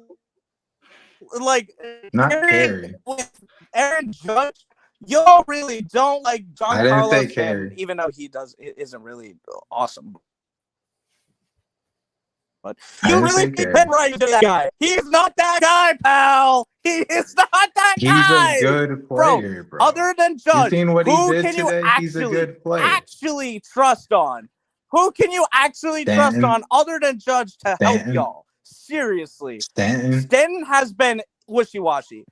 Like what else is this guy? Chisholm has been wishy-washy too. This brother couldn't put up more than 3 homers in a damn derby. You think he's gonna do that in the playoffs? You think he's gonna put up homers in the playoffs? Bullshit. He said Stanton is wishy-washy. Maybe I'll give you maybe I'll give you Cody Bellinger's high ass. Maybe. But that's still also another wishy-washy subject. He just called Stanton wishy-washy. Oh man. They're all inconsistent. What do you want me to say? I'm laughing at Ed. I'm laughing at Ed. I'm just laughing at You're not ready for playoff Stanton. You just called Stanton wishy-washy. Playoff Stanton's gonna be garbage. Garbaggio. Jesus Christ. The playoff home run leader of this generation. Last year? And you're calling him wishy-washy. You call him okay. We'll see, Connor. Okay. Yeah, we'll see. But I'm just standing on business that there's inconsistencies in that Yankees lineup. That's all I'm gonna say at this point. Keep going on your standing on business Yankee shit. But I'm standing on my Red Sox shit. We're a little deeper than y'all. So pause. But Jesus, bro. I can't fathom you saying Ben Rice. Ben Rice. My God. I will say this, and why can't I say Ben Rice? And I will tell you this: if the Yankees were to lose Game 1, they're in trouble. If the Yankees were to lose Game 1, they're in trouble. Exactly. And Crochet's on the mound, so good luck. Good luck with Crochet. And the reason I say do say that, because if Garrett Crochet puts on a Garrett Crochet type of performance, if it's Brian Bayo going Game 2, I think Brian Bayo's off speed's gonna be a real problem for the Yankees, because I think they're gonna be trying to too much. That's the really reason why I say that. That's why I say that. Hey, all I'm gonna say is, go ahead, Ben. Okay, and who's pitching Game 1? You must say it. I don't even know. We'd have to check, brother. Is it Max Fried? No, I feel like it'd probably be Fried, most likely. When the Fried's last pitch was Friday? He last pitched on, I think, not Friday. Thursday? When did Crochet pitch? No, Crochet pitched on White Sox, I think. So Thursday? Yeah, Crochet pitched like probably a week ago. I right. Okay, let me check. Again, Thursday was Rodon. Crochet was Wednesday. Okay. Yeah.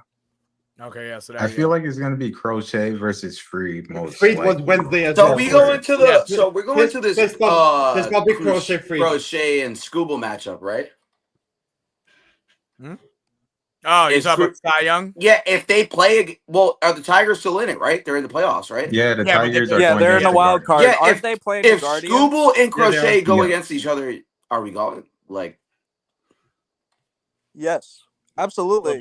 If that ends up Man, happening, y'all might. It'd have to be an ALCS matchup, so I don't know. I know the It'll tickets have- are gonna be crazy. Oh, don't worry, you're gonna lose. We won't see you there, bro. You'll be in Cancun. Hey, You'll be in Cancun, bro. Just enjoy your time in Mexico. 13 Enjoy we your gonna time. send y'all to yes! Galveston. Enjoy We're your gonna time send in y'all Mexico, to nigga. Galveston. Enjoy your time. Get Same ready with for Ben. I know you're over Galveston. there in Canada, but just skip our country to go to Mexico. Just get it over with, bro. Get it over with. Oh, We Jesus gonna Christ. send y'all to Jesus. Galveston. Man, I don't give a fuck. Get it over with, bro. We just beat y'all, and niggas was, bro. We don't even have Roman Anthony, and then Abreu. Oh, what, bro? Come on, bro. Just take your trip to And we're Mexico and also, call it a day. Take your I trip to mean, Jaren Mexico and call Duran it a could fucking turn up day. in the playoffs too. Like we got some depth, bro. Jesus. You know what I'm saying, bro? Bro. As a wise man, Kanye West once said, and I flashing lights. wonder. And you gonna see some fucking flashing lights when we beat y'all ass. And you know what's crazy? Yo, listen, Connor, Nero, all they're gonna hear is day day day day day With Zaydan Rafaela hitting a walk off. and I Crochet love versus that Creed is dirty confirmed. water. it's yeah. See, there you go. All right, crochet and free game one word. All right. Boston, Most you're likely my because they both home. last pitch on Wednesday. So Yeah, that's get most the likely. fucking duck boats ready. So They don't we'll got see duck boats in Zaydan Canada because you Rafaela hit niggas a don't got walk-off ducks. homer in game one. Heard that. Yeah, you niggas don't got Wow. ducks. Get the duck Alright. boats ready. Put me at the Museum of Science, nigga. Right next to the Royal Sinesta. Take me on my tour on Story Drive, nigga. You feel me? Watch Zaydan Rafaela crush the Yankees' dreams. All I gotta say, bro. Downtown, All all I gotta that. say. All that. Alex Bregman on the duck boat. I'm going to see you Remember, soon, Alex. I'm going to see Ben you soon, Rice Mr. had his Bregman. career game Get your ass on that duck boat. You feel me? Y'all. Hey, Remind me. Aaron Remind Judge me about don't Ben scare Rice. me. We got Brian He had his Bayo. career You game should be against more scared of y'all. Brian Bayo than we're scared of Aaron Judge. For real. Yeah, I'm not literally. that scared of Brian Bayo. We beat Brian Bayo. He's talking shit. Oh! Yeah, we getting ugly now. Yo, Yeah, I but can't it took you I the can't first. wait to clip this It shit. took you now, 3 'cause y'all times to getting beat Brian ugly. Bayo. What happened the first 2 times? Nah, I can't Hey. wait to clip this shit tomorrow. I can't wait to clip this shit tomorrow. Hey, Yeah, look. Bay State Media Clips going crazy this Look. week. Okay, because game one, And game one Bayo has is been kind of iffy the last few starts. So has half your lineup. Because of run support, nigga. that is true. Yeah, hasn't that Not because he was asked, because of run support. Yep. That was the only reason he lost. Let's get that straight.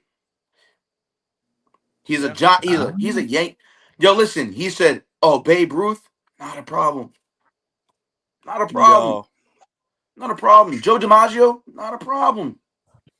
Yeah, You know what I'm literally. saying? We don't care. We don't care who you niggas put up in front of you. You can Doctor Strange your way back in history.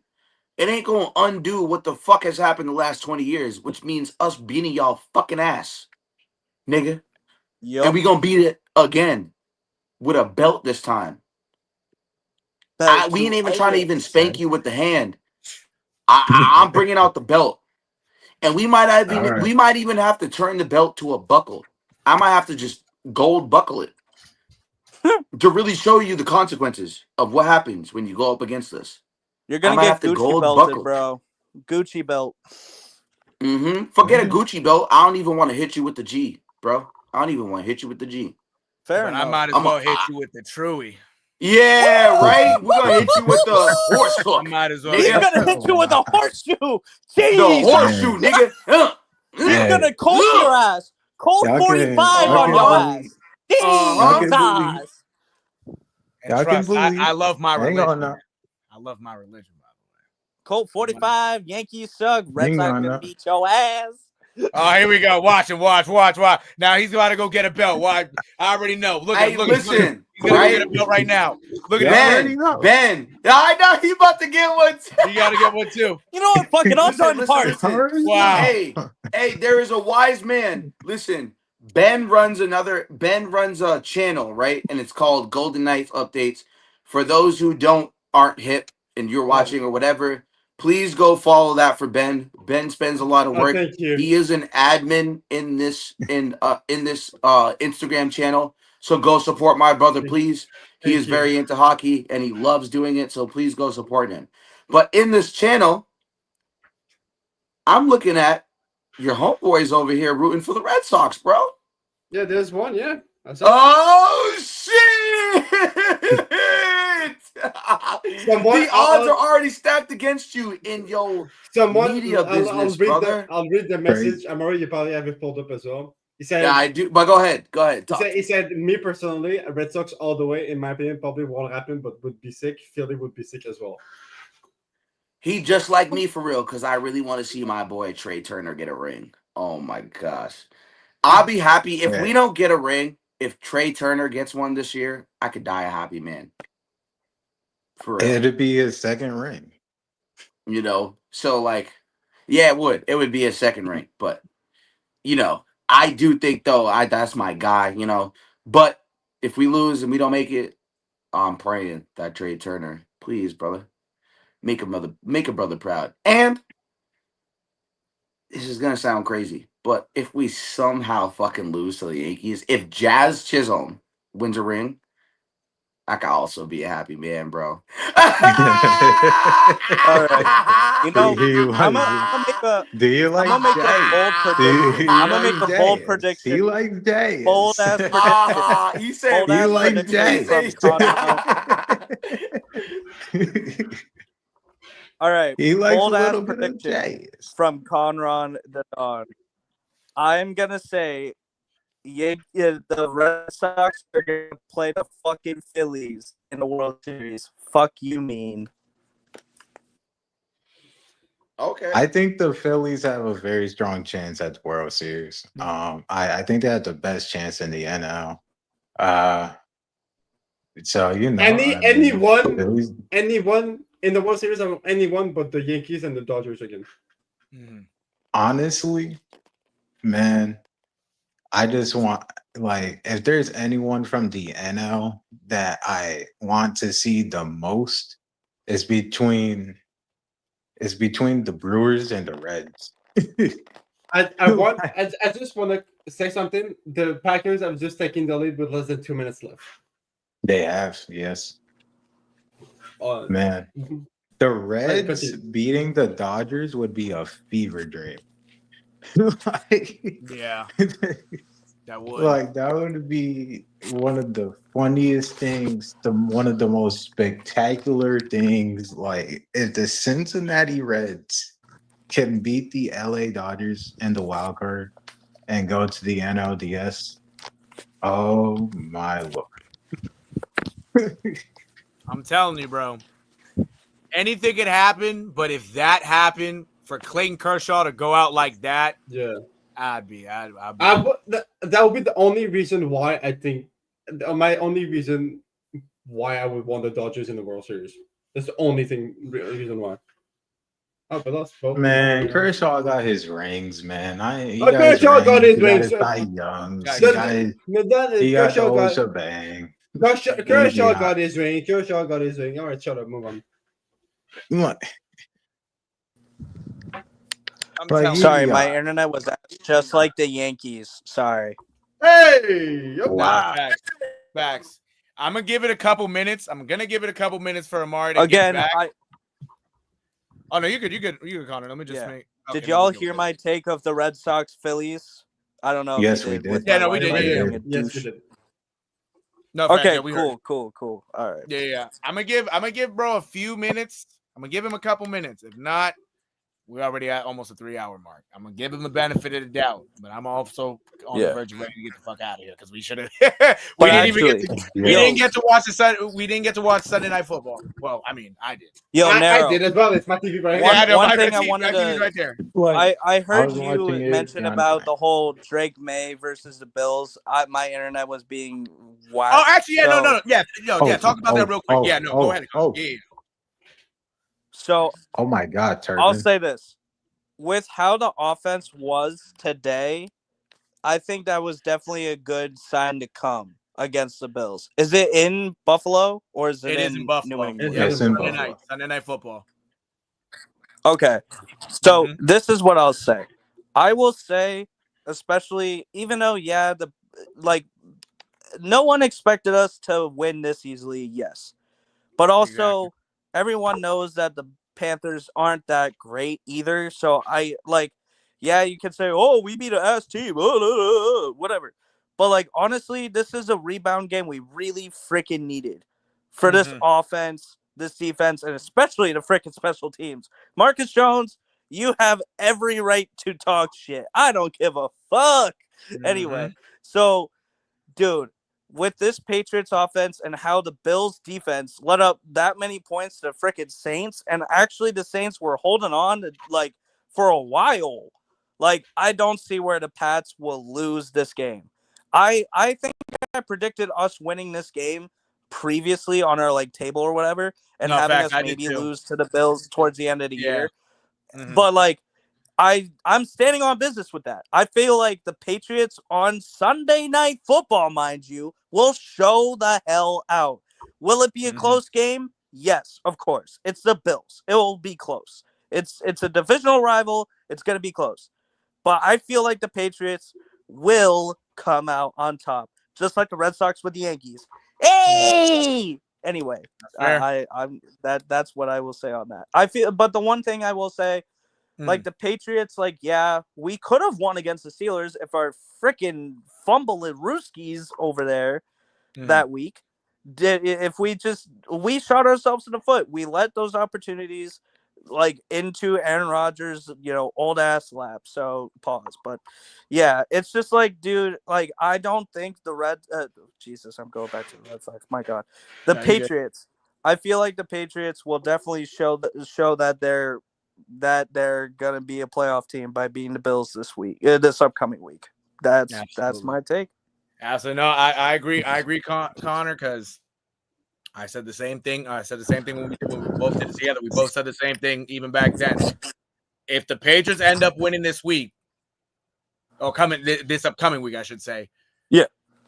That right there is the Patriots' true coming out party.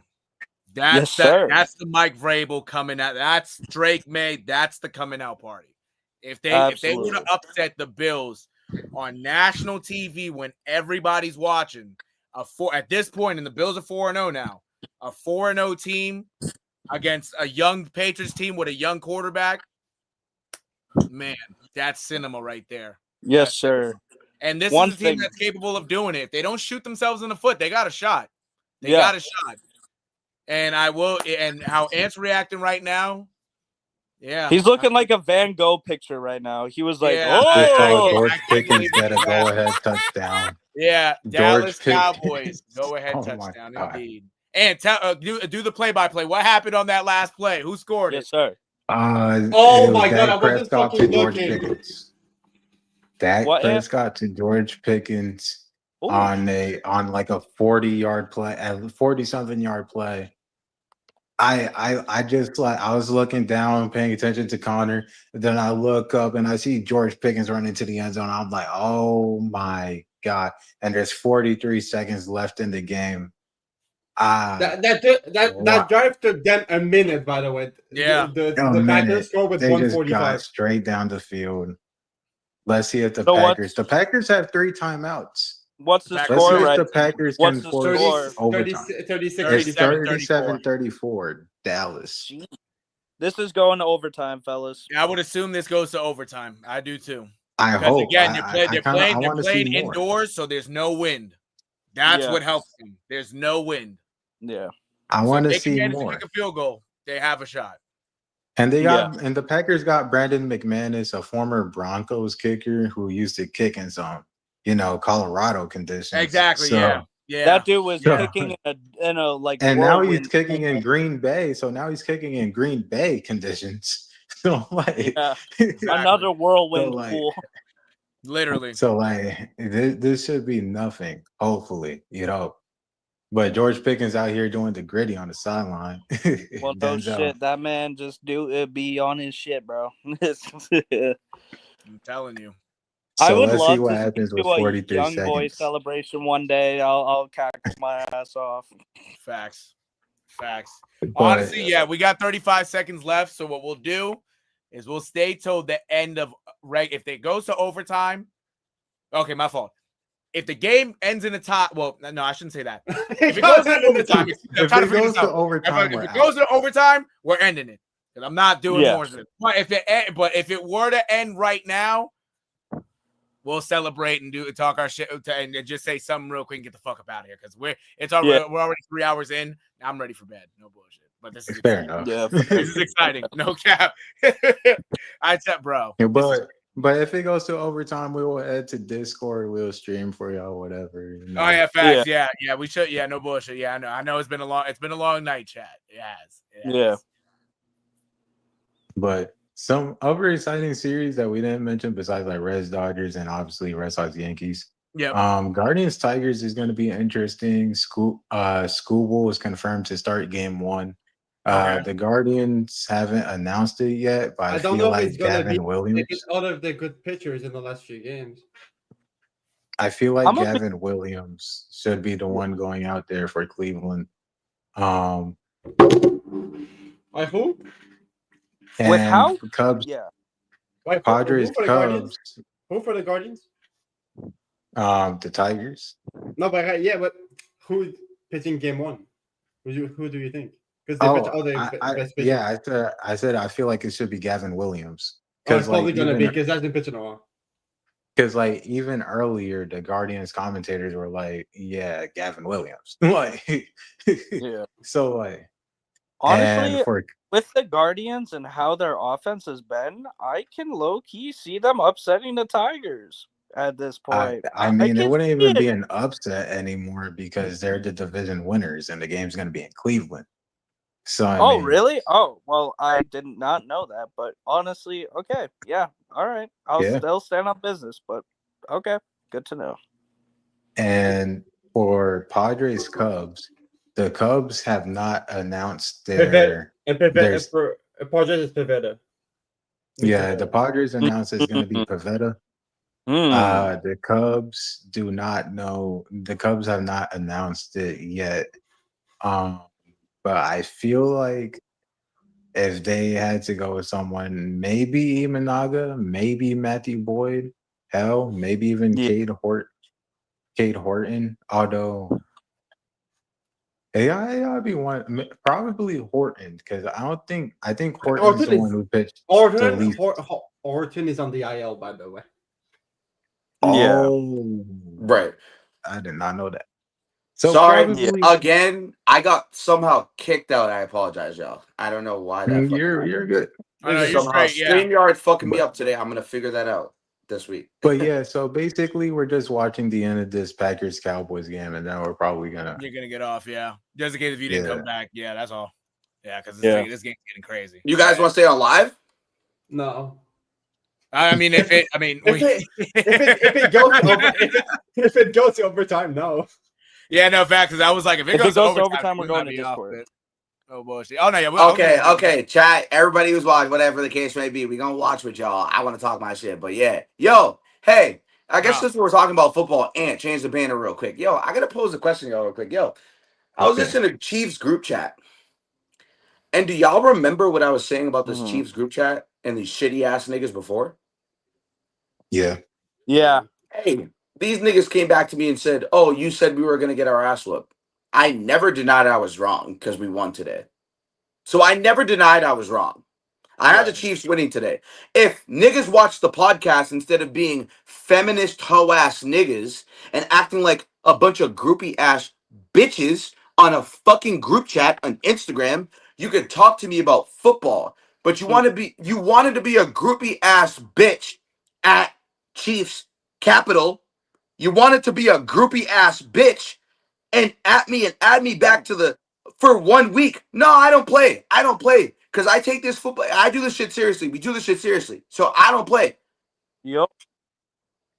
You're going to sit here and call me, yo, this, that, and so forth. You were wrong. So when I was right about every other week, where were y'all? Oh, shit. Yeah. Whoa. When I was right about everything that's happened so far, where were y'all? Now because you got 1 week, y'all want to be feminist ass bitches, bro. Get the fucking beads out your asshole. For real. Wow. Take that dildo out your pussy. Yeah, I'm sorry. Cause bro, what? We're not gonna act like Patriots fans. We're not gonna do that. We're not gonna do that. We're not gonna do that. We're not gonna dick ride the 20 years that are gone. We're not gonna do that. It's not gonna happen. I'm not finna sit here and be fucking delusional and act like we didn't have fucking 14 one-score games last year. I'm not gonna do that. It bothers me.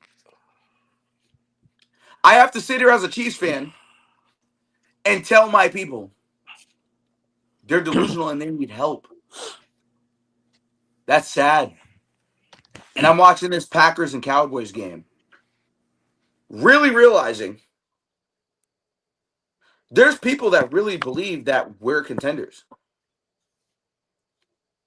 It's a sad thing that my fan base and my people really believe that this team, in the standard that we've upheld since the last time we won a Super Bowl, is okay. This is wrong. It's wrong. Yeah. I feel you. It's unhealthy. Yeah. It's disgusting. It's gross. I don't want to be a part of it. I want to run away. I want to grab my fucking stick from the woods and tie a bandana full of fucking shit and walk like Charlie Brown out of here. I don't know how easy it is for other Chiefs fans, but it's not easy for me to be a Chiefs fan right now. Right. It's tough because I have to sit in reality. I have to sit here and get added to group chats and do X, Y, and Z. And why? For what? Over 1 week? Hey, yes, let's fucking victory lap beating the fucking Ravens team who was injured. There we go. I know I was trolling and talking shit. The only reason why I was trolling and talking shit is because it was me. It was Ben Academy versus Amari Academy. Y'all got that today. That's okay. But I'm still a realist. Even though the Ravens have problems, that don't mean we don't have problems. Mm-hmm. It don't mean we don't have problems because the Ravens have problems. The Ravens are frauds. That's been established. It was established before this season that the Ravens have been frauds. This has been a thing. They tied the game? And now, 37-37 going into OT. 54 yards field goal. Is this where it's the end of the road for us and we're going back to Discord? I think so. Are you sure? I don't know. I would love to live react to OT if you guys want to live react to OT. But I wouldn't mind. But you know, it's up to y'all. We're clocking in on almost 3.5 hours again. It's up to y'all. No bullshit. I mean, hey, I don't care. It's up to y'all. I don't care. I'm thinking because we can because the game could end quick. No bullshit. it could. That's what I'm like. It could end quick. All right, fuck it. Yeah. That's just good. All right, fine. Once it actually ends, once the game is over, we're done. No bullshit. Yeah. That's fair. Okay. All right. Yeah. All right, we'll rock with it. We might as well get the live rock with it. We'll get the live cut the live as soon as the game's done. Exactly. All right, y'all. That's how it's about Do to you be. think it let you stream the TV app on live? No, we're gonna get flagged. We're gonna get flagged. We'll get flagged. We'll get flagged. Yeah, okay. Yeah. We'll get flagged. We will get flagged. Okay. So the NFL is gonna be like, get this podcast off the air, right? Exactly. Right. Exactly. The elites will start to look at us. They'll start to be like, hey, whoa. Whoa. You can't be having that on there, Get off our lawn. Yep. You get us off the air faster than Stream East. Exactly. Right, so who's getting the ball? Who's getting the ball? I was not paying attention. Please be the Packers, low key. I want to see fucking Micah Parsons shit on the Cowboys. I love that. See, like I want to laugh at the Cowboys and I want to make fun of them and whatever. But at the same time, though, and obviously I hate the Cowboys, but at the same time, though, the feeling of laughing at my cousin who's a Packers fan. Oh, I'm a Packers fan too, bro. So you be laughing at me. Yeah, nigga, we at you already. We laughed at you already. Don't worry. We laughed at you already. That's crazy. I would be like, We laughed at you hey. already, nigga. Wow, thanks. I would be Well, like, you yo, lost to the fucking Browns. Julian. It's your fault, not ours. Fair enough. Shout out my cousin Julian, but hey, Julian. Niggas How lost to the y'all- Browns talking about, oh, you laughed at me. Yeah, we have every right. How No, y'all you do. lose I'm to not. the I'm not saying you Browns? don't. How I'm not y'all saying lose you to the don't. I'm not saying you don't. You know? Cowboys? I'm telling you. So this is gonna be a little entertaining overtime for me right here. No bullshit. So No who's bullshit. so I think the Cowboys are killing the maybe Yeah, I think the Yeah, the Cowboys Cowboys getting are the getting the ball ball first. first. I think the Cowboys are getting the ball because I think Okay, well, I'm gonna tell you guys right now the Cowboys are not winning because they suck. So Yeah. I'll be the first to let you know. Well, let's see what happens. McManus is about to kick it off for Green Bay. it is the The Cowboys. bang. Yo, Dontavion Wicks, anytime It's touchdown gonna be a scorer. touchback. Imagine. Oh, never mind. It's not. I'm just Here's talking shit. Turpin. I'm literally just talking shit. Turpin running. Steph arm. Turpin. What a return. Turpin with these nuts in your man. I'm surprised Romeo Dobbs got 3 touchdowns tonight. I wouldn't have betted that. Yeah. Yes, sir. Yeah. You know what? Give me a good. That's good for me. Hey, That's good for me having Jordan Love. I ain't gonna hold you. I'm There's undefeated a flag in on 2 the other play leagues from right our now. favorite black NFL referee. I'm about to be 2-2 in our league, and I'm about to be undefeated in my other 2 leagues. Hey. Is it bro? holding. I told On you the I'm the fantasy receiving king. team. Oh, so they're going back. I Yes, only have they're one losing going season in my fantasy history. No, Literally. really? I have one, bro. I have That is good holding. Jeez. I have one losing season. That's the only. I've only ever lost one season. No shit. Yeah. She. Yeah.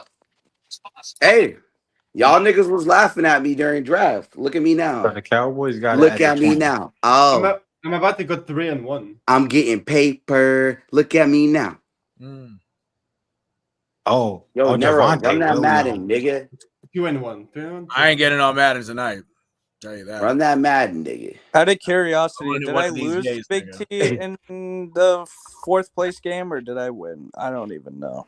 Who, big nigga? I didn't check, but Sammy's the champion, so congrats to Sammy. Connor, I'm you did win the 3rd place game. Hey, let's go! Wow. I There you would go, say Connor. congratulate. Oh, he's happy about 3rd place. What are we doing here? What are we doing Bro, here? this is Shout the out, first Sammy. time of me doing a fantasy baseball league. I will take Shout 3rd out, place. Sammy. I'm not For my victory lap in 3rd place. Sammy won the Amari, league. Amari, I'm you're the finishing. first loser. Don't say Connor's the shit. I'm second not loser. victory lapping that shit, Ben. No, hold Don't on. say Hold shit. on. I suck. I know. We get it. I'm ass. You're get finishing 9th. Yeah, I know. And I said I'm ass. Yeah, that's Congrats to Sammy, though. I'm gonna congratulate him in the Yeah. Discord. See Yeah, if he's still congrats to awake the or boys, whatever. Sammy. Fuck no. I'm not congratulating him. He The said, I'm nigga not- was talking shit about people in our collective. He's lucky I kept him long enough in this bitch. Actually, that is true. So yeah, you guys go congratulate and touch his nuts. I'm not doing that shit. Wow. okay. All right. I See, I didn't know that part. I didn't know that. Oh no, niggas knew. We had this car. This was no. this We was had this conversation. We niggas did? knew. Yeah, we did. Yeah, we did. Don't be black now. We had this conversation. Don't be black now. I don't remember now. Yeah, you don't remember now. Jordan's probably gonna join next year. Nah, he will. Yeah, next year will be for money. So Yeah. this year wasn't for money. This year There's was gonna our be trial. people- This year there's was our gonna be- trial run. Yeah, there's gonna be people not coming Here's back. Dak that's on for 3rd sure. and 4. Yo, guys, shout out to. I'm Oh about to eat my. this pepperoni pizza hot dog. For real. Oh, Come on, Yeah, George yeah. Pickens got pulled by his Pepperoni pizza pants. hot Pause. Pepperoni pizza hot dog for real. Oh shit. That shit. Tell me that don't sound gas, right? For real. I do Oh, sound sir. smooth. What's going on? About to eat that. About to eat that and eat some authentic Chinese dumplings, bro. Yeah. Yes, sir. Shout out Z-Way Cafe in Boston. Z-Way. Would you shouting out random It things? is the way. George Pickens got 134 yards right Shout now out with 2 Z-Way right around the touchdowns. corner from fucking South Station. For real. Okay, bet. Yep. Nero, nigga, next time I see you, bro, we gonna go there when I touch down. Type shit. Nah, that I might have to be over there. No bullshit. I'm gonna take you right to by South Z-Way. Station, nigga. Shit, it's right there. Yep, I'm gonna take you to Z-Way. We gonna go to Z-Way. We gonna have a good time, you know. Hell Go to yeah. a Celtics game, go to a Bruins game. Type shit. Yo, actually, fellas, I mentioned this to Amari days ago, but I can probably get like tickets for us to go sometime, like the 5 of us. For what? For the Celtics, Celtics, right? because I No, have you a talk to me, season yeah. ticket plug. So yeah. Yeah. Oh my god. Oh wow. If I see someone there. No. Yeah, I know. I Wow. just saw that, right? Yeah. What the Oh Jalen my Tolbert. Wow. what? That's it. See you Wow. later. Oh wait, it might be. Oh, he caught it that. might be out. Wow. It might be. No, he's in there. No, he's in. cuz He's Nah, in. he's in. I've seen the He's in. replay. No, he he's was in in. there. He was Okay, in. he's in. Okay, he's in. He's in. Yep, toe tapping and all. Yeah, he's Holy in. He's fuck! Jalen Tolbert. Oh, Oh my Jalen Tolbert. god. I'm not gonna He's in. hold you. Yeah, I think it's low-key might be time to say that the Packers are frauds. Because I'll be honest, Micah Mario Parsons. said it earlier. Micah Parsons didn't. I do a damn stood on thing. business and said it last week. Yeah, they really Yeah. might be frauds for real. If Yeah. they somehow lose, it's not over yet. But if they lose this game, yeah, this is a bad loss for real. Micah Parsons ain't the only one. Yeah, Micah Parsons Yeah. did not do a single damn thing today. I even just looked at the stats. He hasn't done nothing.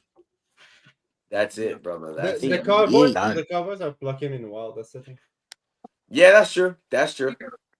Unless the Cowboys do something astronomically stupid, Yeah, right. and what Which, they're I the mean, Cowboys, it's so anything possible. can It's happen. possible. It is possible. But- Yeah, It's it's very Cowboys. possible. It is the Cowboys after all. It is the Cowboys, so That's crazy. But- That's crazy that Let's see, go, that's crazy that he kept his foot inbound. Though that's fuck. So like, still, if the Cowboys score, the Packers do have a shot to score. Yeah. Right? Or Yes. If you that- can hold him to a field goal right now, fine. But if they score a touchdown, this is a bad loss for real. Real bad. Yeah. Oh, okay, good stop. tackle.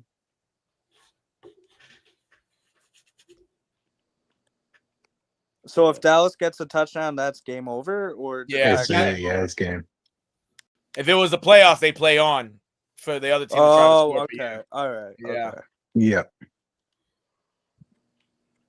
Wait, so if Dallas gets a touchdown, it's over. But they get only a field goal. Oh, Micah Parsons actually got a sack just now. Wow. Yeah, okay, Hey, that's just, hey! that's just part of it. Man. Oh, wait, I might be Oh, a you little haven't seen it. My behind fault. My there. team. Shout out for the spoil. Shout out for the spoil. You love to see it. Oh, yeah, you got it. Nice. Yeah, keep going. Third Decent goal. chase down by Micah Parsons. Yeah, that was a good take. I'm a tiny bit behind over here. So if I'm Oh, you are? understand- Okay, never mind them. if I'm understanding this Shut up. correctly, if the Cowboys get a touchdown, it's over. But if they get only a field goal, the Packers have a shot. Yo, if I remember Yes, this the Packers correctly, have a we shot. whooped your ass today. And if the Packers get a field goal, then the Cowboys will get another shot. And If they And get if I and remember then this if the correctly, Cowboys then score we whooped your at fucking all ass after today. that, then it's over. I'm not even watching the game. I'm listening to y'all, bro. No bull. Here's Dak. Here's Dak. that's too high. Wow. This He threw it nigga away. that guy now. Wow, It's fourth and goal. like a 14 goal. At what yard line, Oh. though? All right. They're going for a At field the goal. 3, but they're going to kick it. They're going for a field goal. They're looking for the guaranteed points. They're going to kick it. Imagine they end in a tie. Imagine they end in a tie. They took half the clock. Wait, for what this. yard line are they at? What At, yard like, line the were they 3? even at? They were at though? the 4. They were at the They were at the 5 4. to start. They were at the 4. But they're You're at the going- 4. You're not gonna go for it at the 4-yard line. Chill, Honestly- chill. Honestly, Chill, it's overtime. chill, bro, chill. All right, we're gonna. Yeah. You know it's overtime. I don't blame him. Yeah, they Like- were. This nigga threw it out of bounds. Yes, there was. Oh Yeah, damn, he's that. there was far somebody Yeah. open right in front of him too, Amari. It Oh, was yeah, there was that somebody far right in behind. front of him open too. I don't know why he threw it out of bounds. that This far nigga behind. threw it out of bounds. Oh, I didn't know he was that far behind. I Yeah. thought he was 2 plays behind. I'm 2 plays behind you, mother say. There's only 4:42 left in overtime though, so that Yeah, was they a took half- lengthy they took- drive. They took half the clock for this, for a field goal. Oh. I think they That got is something out of crazy. it, but That Jesus is Christ. wild. Somehow, Now their some way, defense. My lord. somehow, some way, the The Packers still Packers got have a shot. Yeah, the Packers have a shot. That's crazy. It wasn't looking like it at first. Wow, the Well, Cowboys were just that's boom, the boom, Packers. boom. If this boom, were to straight end in down a the field. tie, I'd, bro. Oh man, that's crazy. I would not be happy either. I would, yeah. It's, what would it count on the scoreboard for our That would- predictions? Whatever wins, loss in the tie. That one It'd tie. be like yeah, 0.5. niggas think they're slick. Yeah, I'm gonna go back. I'm gonna go back and watch the WTHHS live so I can get the record right because we did all the games. So I mean, because I said the Packers. I will be. I won't. I did lie say the about Packers it. as well. I honestly, I'm not gonna lie to you. Don't even remember what I said. So Wow. don't even remember. Yeah, no, that I shit. 100% said the Packers, but you ended up betting on the Cowboys. Yeah, but that was Which- in the initial. That was in the initial bet I had made. Like betting and being confident on pod is like 2 different things for me. Like there's certain things that go into me like betting against certain people or certain teams. You know, Right. like I'm not gonna sit here on pod and say my lay bets on pod. Like Yeah.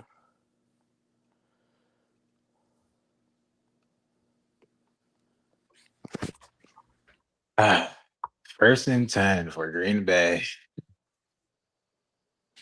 Georgia Pickens out here drinking that Gatorade. Right. He said out here drinking the Trusting this defense to fucking get a stop is nuts. It's a crime. Cowboys Packers live react. I'm about to post that right now. I mean, we'll be here for like 10 minutes max. No, you don't know that. You don't know that. Yeah, you don't know that, Ben. You really don't. Anything Football is not can like happen. that. It's not like baseball. It's different. Yeah. Yeah. Like college football, I'll tell you one thing, Ben. Do you know the college football overtime rules, brother? You tell me.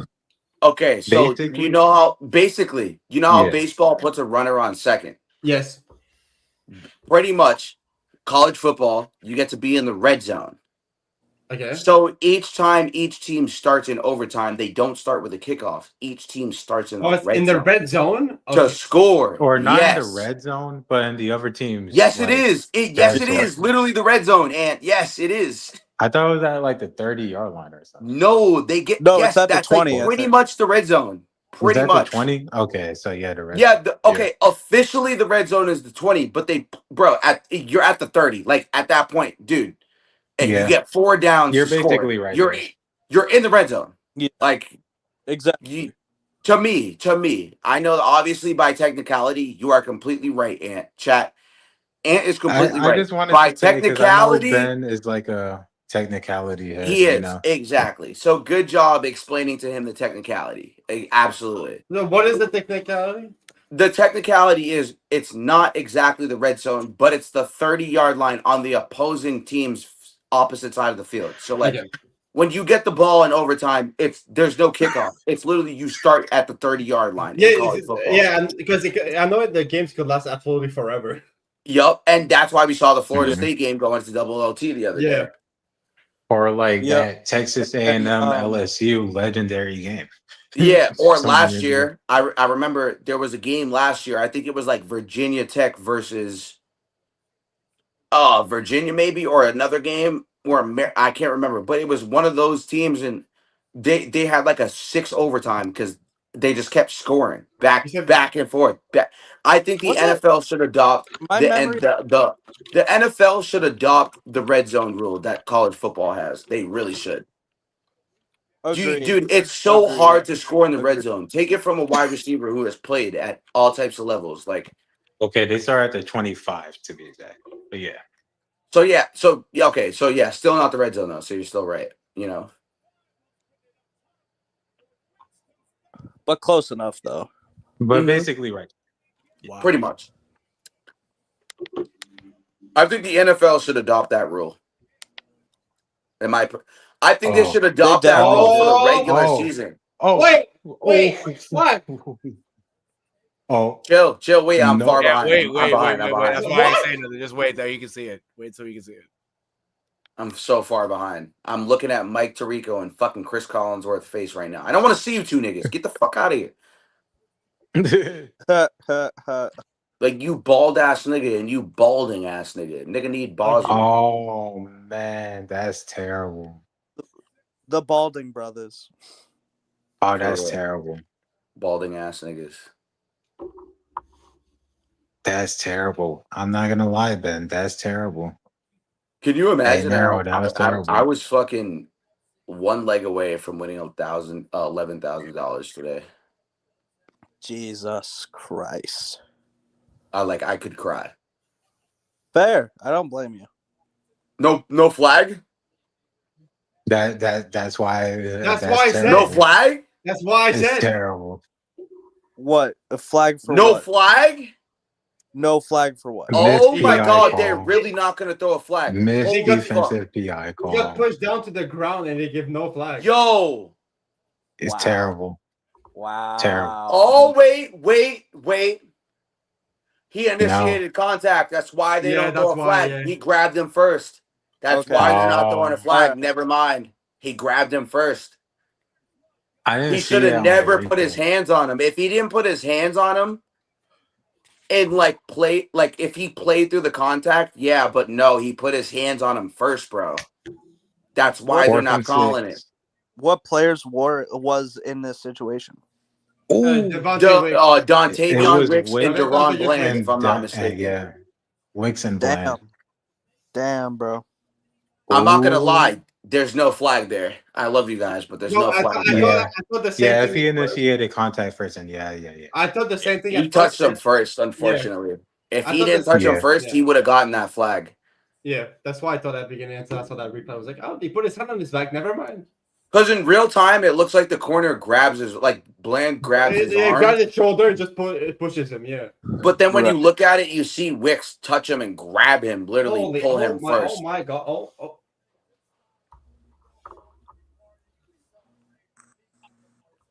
Fourth and Oh, 6. this is getting real interesting. Yeah. 4th and 6.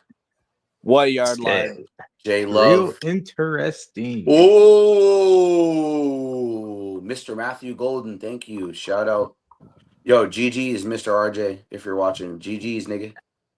GG's, nigga. Nah, because I got Matthew Golden. GG's, nigga. I have Matthew Golden in another fantasy football league, so yay. I honestly, I'm not gonna lie, I might have to get Matthew Golden jersey this year. Fair. I forgot whether or not there's a 2-minute warning in overtime. I don't think there is. There might be. I don't know though. I don't remember that. Bro, if you don't, bro, this little nigga, bro, give me a second. Oh, there is a 2-minute warning in overtime. Okay.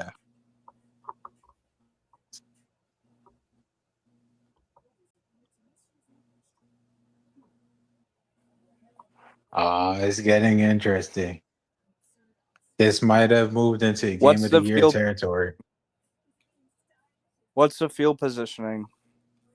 I forgot what yard line they're at, but the Packers are in Cowboys territory now. They are at the Okay. they are at the 40. I think. Wait, So they're at Are the they? Cowboys 40.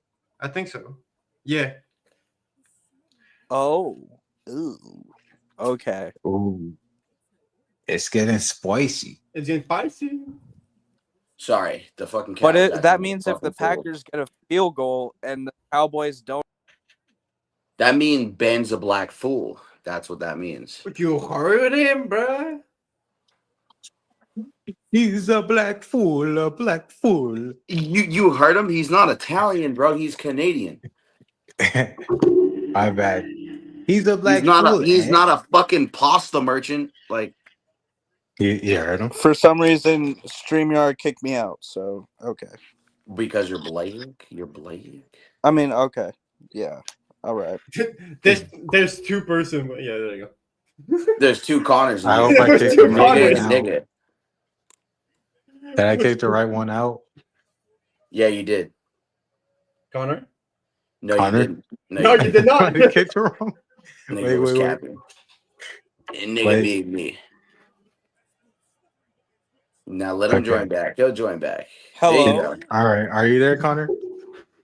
Yeah, I'm there. Was there 2 me's? Jesus. Okay. Yeah, There was you two should. of What them, you should have and said. I tried to like. You and I should have tried said, to- "Oh hello, oh hello." Yeah.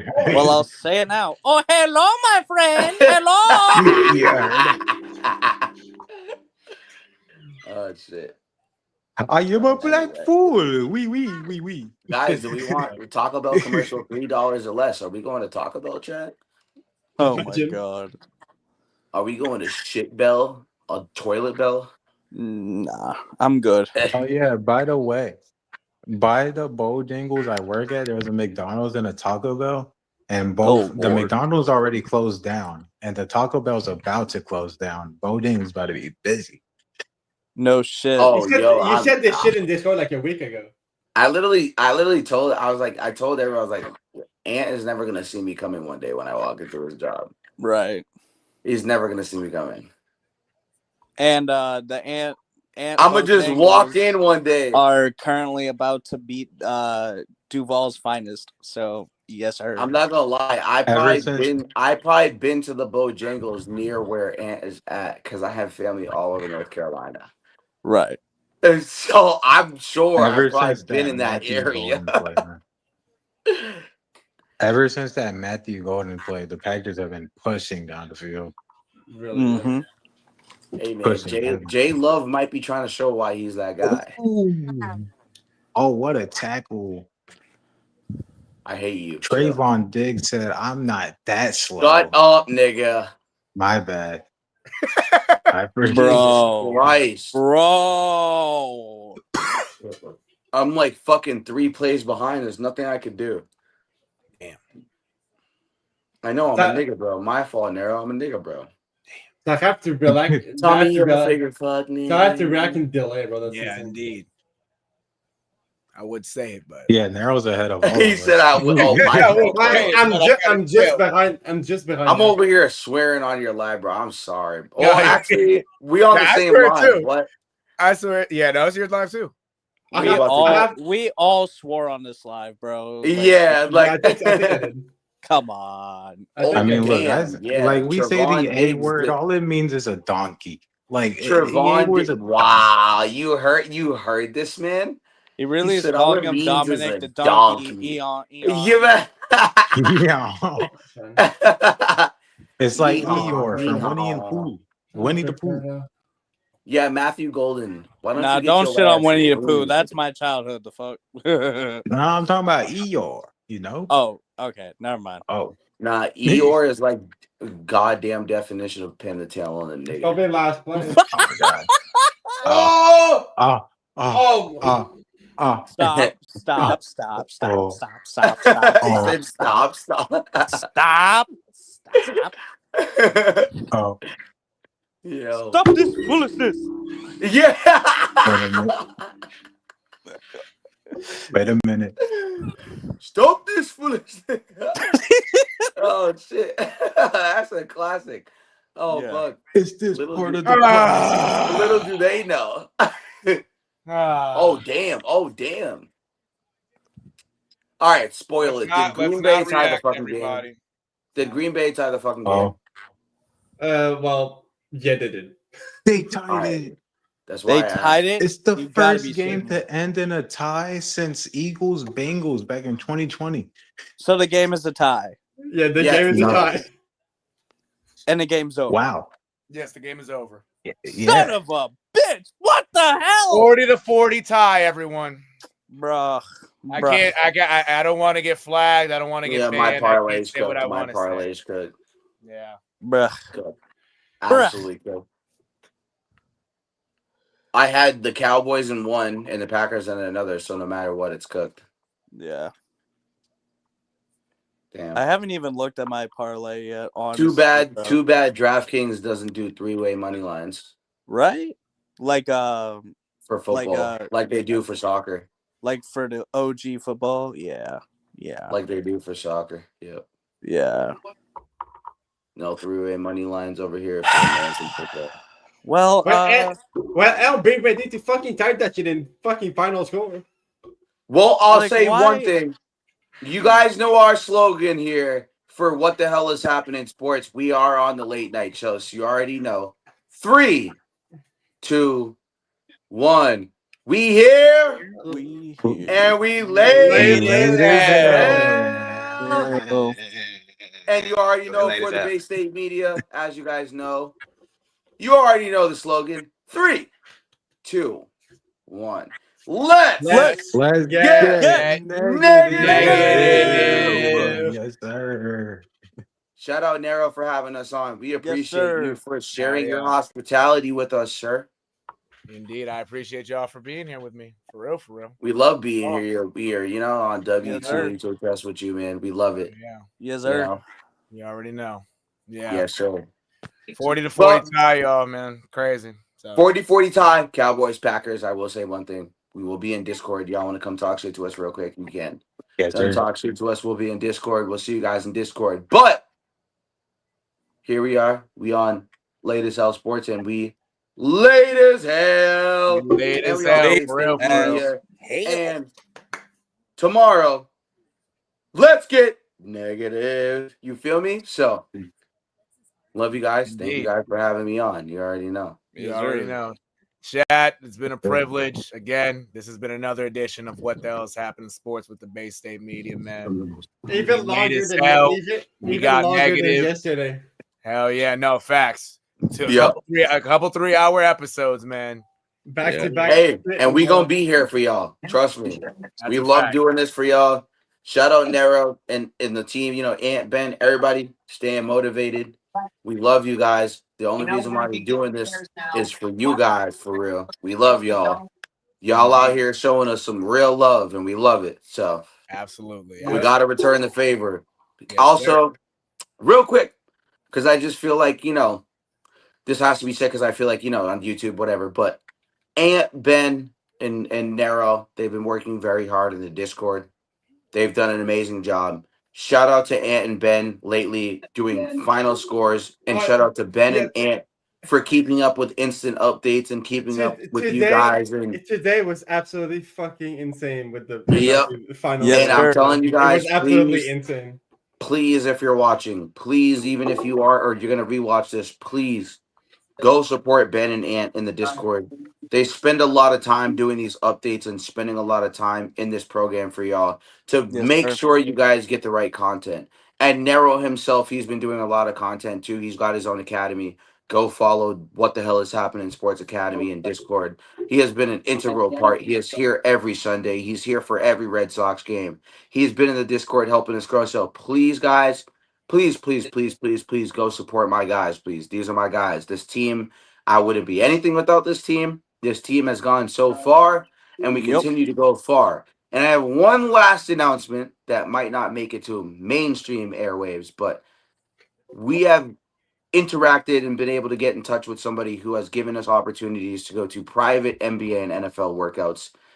So Yes, I sir. think that that's a big thing for us, and I hope that you guys that are watching or anybody that's going to rewatch this, like, I hope you guys support us because we want to be able to give you guys a fan experience when it comes to that stuff too. Even just with the Discord and YouTube, we want to make sure that we're doing stuff for you guys, and you know, we'll be able to just get to talk to NFL and NBA players, incoming and outgoing and current. So I want you guys to lock in with us because we got some special stuff for you guys. And we have a NEFL vlog coming out. I got an NEFL reel coming out tomorrow.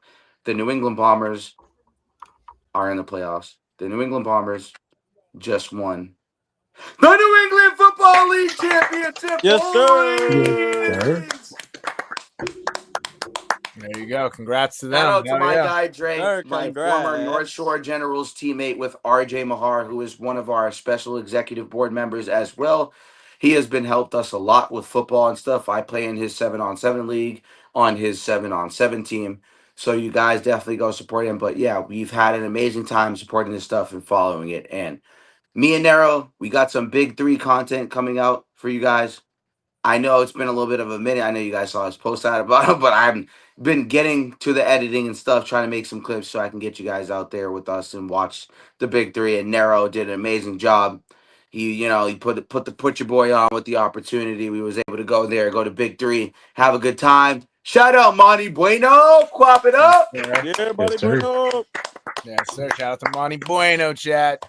Hey man, shout out to Monty Bueno for coming with us. Also, he's gonna be in the vlog. It's gonna be awesome. Monty Bueno is awesome. He's cool. He also has his own brand. He showed me his hat. Yo, that shit was fire as shit. Yes, Y'all sir. got to be on the lookout for Monty Bueno's brand. Y'all got to be on the lookout because he's Yes, really sir. doing some big things. He's doing a good job. Shout out Nero for introducing me to his boy. Like, it's great that I got to meet him, and he's doing big things, and he's very involved in sports, and he's been supporting Nero for a long time, and indirectly he supports us due to that. So Yes, sir. shout out Monty Bueno. Shout out shout to out you Worldwide guys. Clovers. Hell yeah. That's the You brand. know, Worldwide you know, Yeah. yes indeed, with the Clovers, you already know. Shout out to Yes, his sir. brand.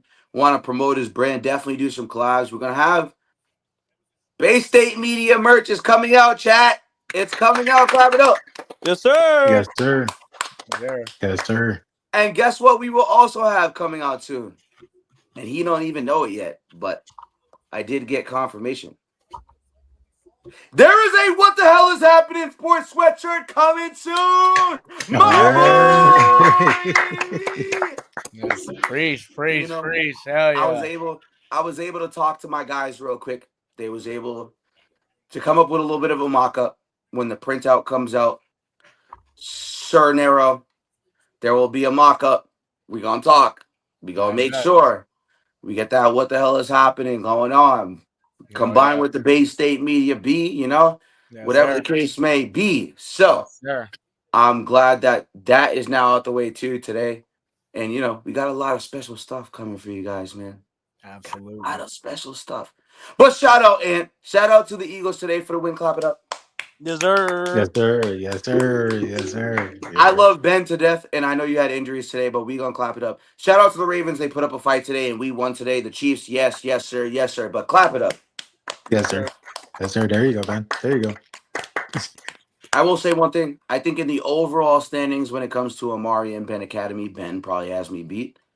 I will say due to the Blue Jays and the Red Sox and a couple other teams, the Canadians and the Bruins, he does have the leg up. Pause. You know, he's got the leg up right now. So Amari Academy versus Ben Academy right now is at Ben Academy Supreme. So we are at the end of September, but you never announced the winner for the August Academy winner.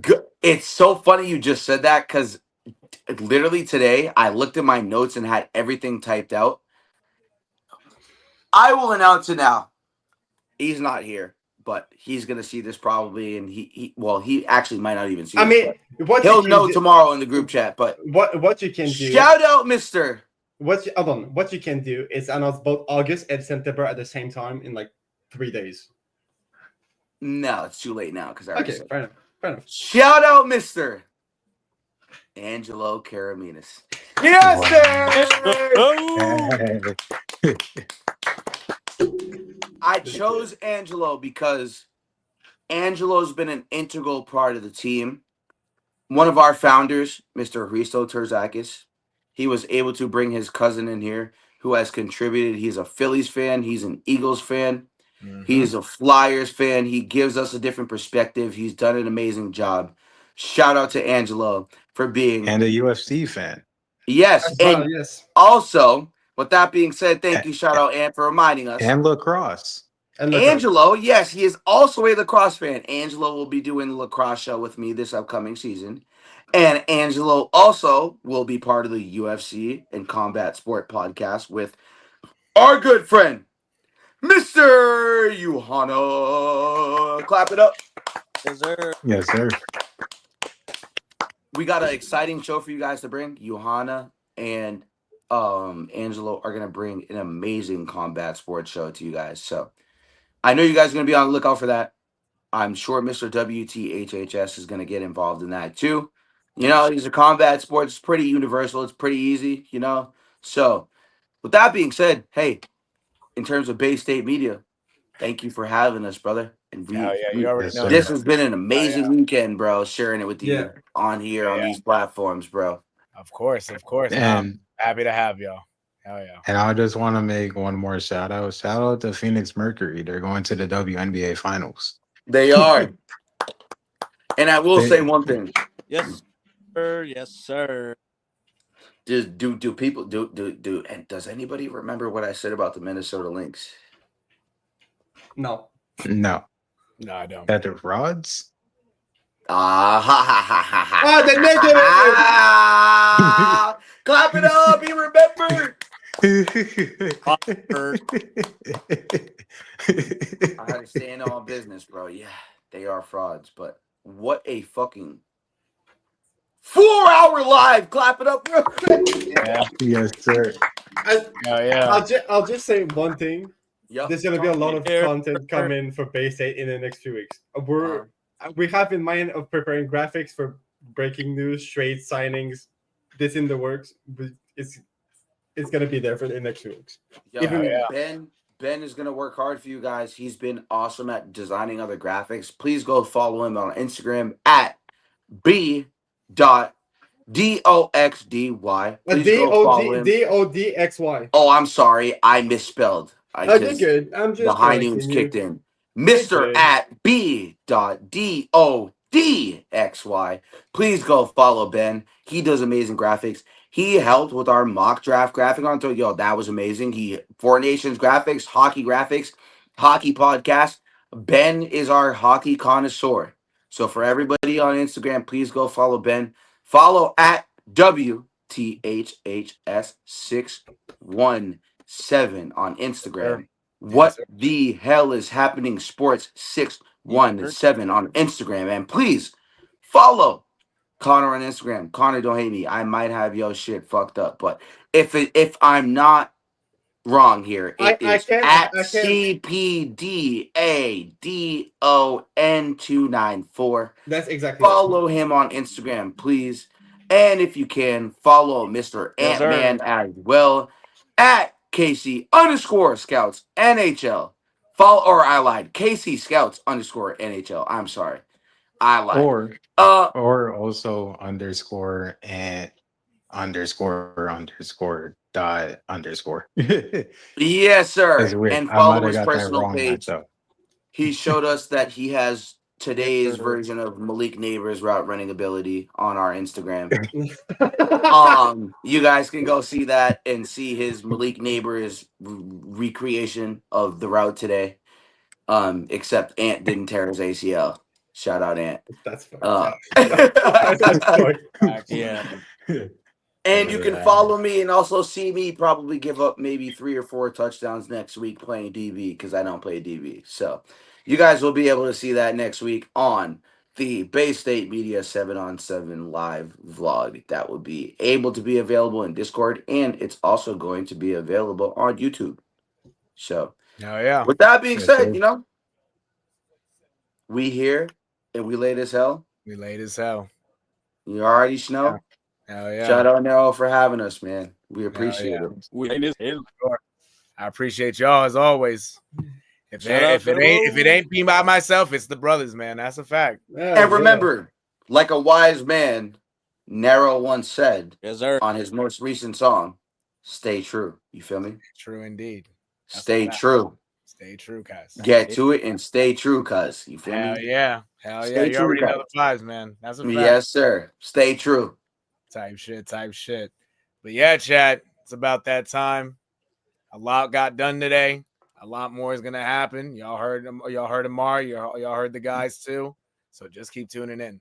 But hey, Baseball postseason starting on Tuesday. that's a fact. That's a fact. But And I'm telling you, Nero's gonna be active. We're gonna be in here on WTHHS with him. The Jays, the Yankees, and the Red Sox. We have some interesting Bay State media rivalries coming up. Mm-hmm. And Mr. CP to Don is gonna be there too. As a Red Sox fan, he gonna be in here. He gonna be talking his shit too. Trust. He gonna be talking his shit too. Oh yeah. But follow us also on Instagram, like he said, at WTHHS617, at the Bay State Media. We like to play video games with y'all too. So join our Discord. Link is in the bio. We like to talk to y'all, talk shit, play video games. Madden 26, NBA 2K26, NHL 26 coming up right around the corner. You know, we here. We here. Me here for real. So That's a fact. Hell yeah. Hey man. We'll get back to it tomorrow. What the hell's happening in sports? We'll be live tomorrow. Focused on the the MLB playoffs, what we thinking and whatnot. More in depth on that.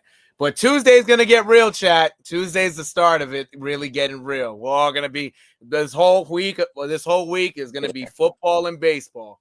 Telling you, chat. And we have hockey starting the next week after that. And hockey too. I'm not gonna lie. Actually, hockey's gonna start this week. So hockey. There you go. So it's gonna be a whole week full of sports. We slacked on you guys this past week, but that meaning myself. But this week, we got you guys. Hockey is starting this upcoming week. Yep, we got some preseason stuff to talk about. Definitely with the Canadians and the Bruins. And, you know, with that being said, you know, we got a lot of hockey stuff to get to, especially with the preseason going on. There's already been multiple days of preseason, so we got hockey coming for you guys this week. We got you. Type shit.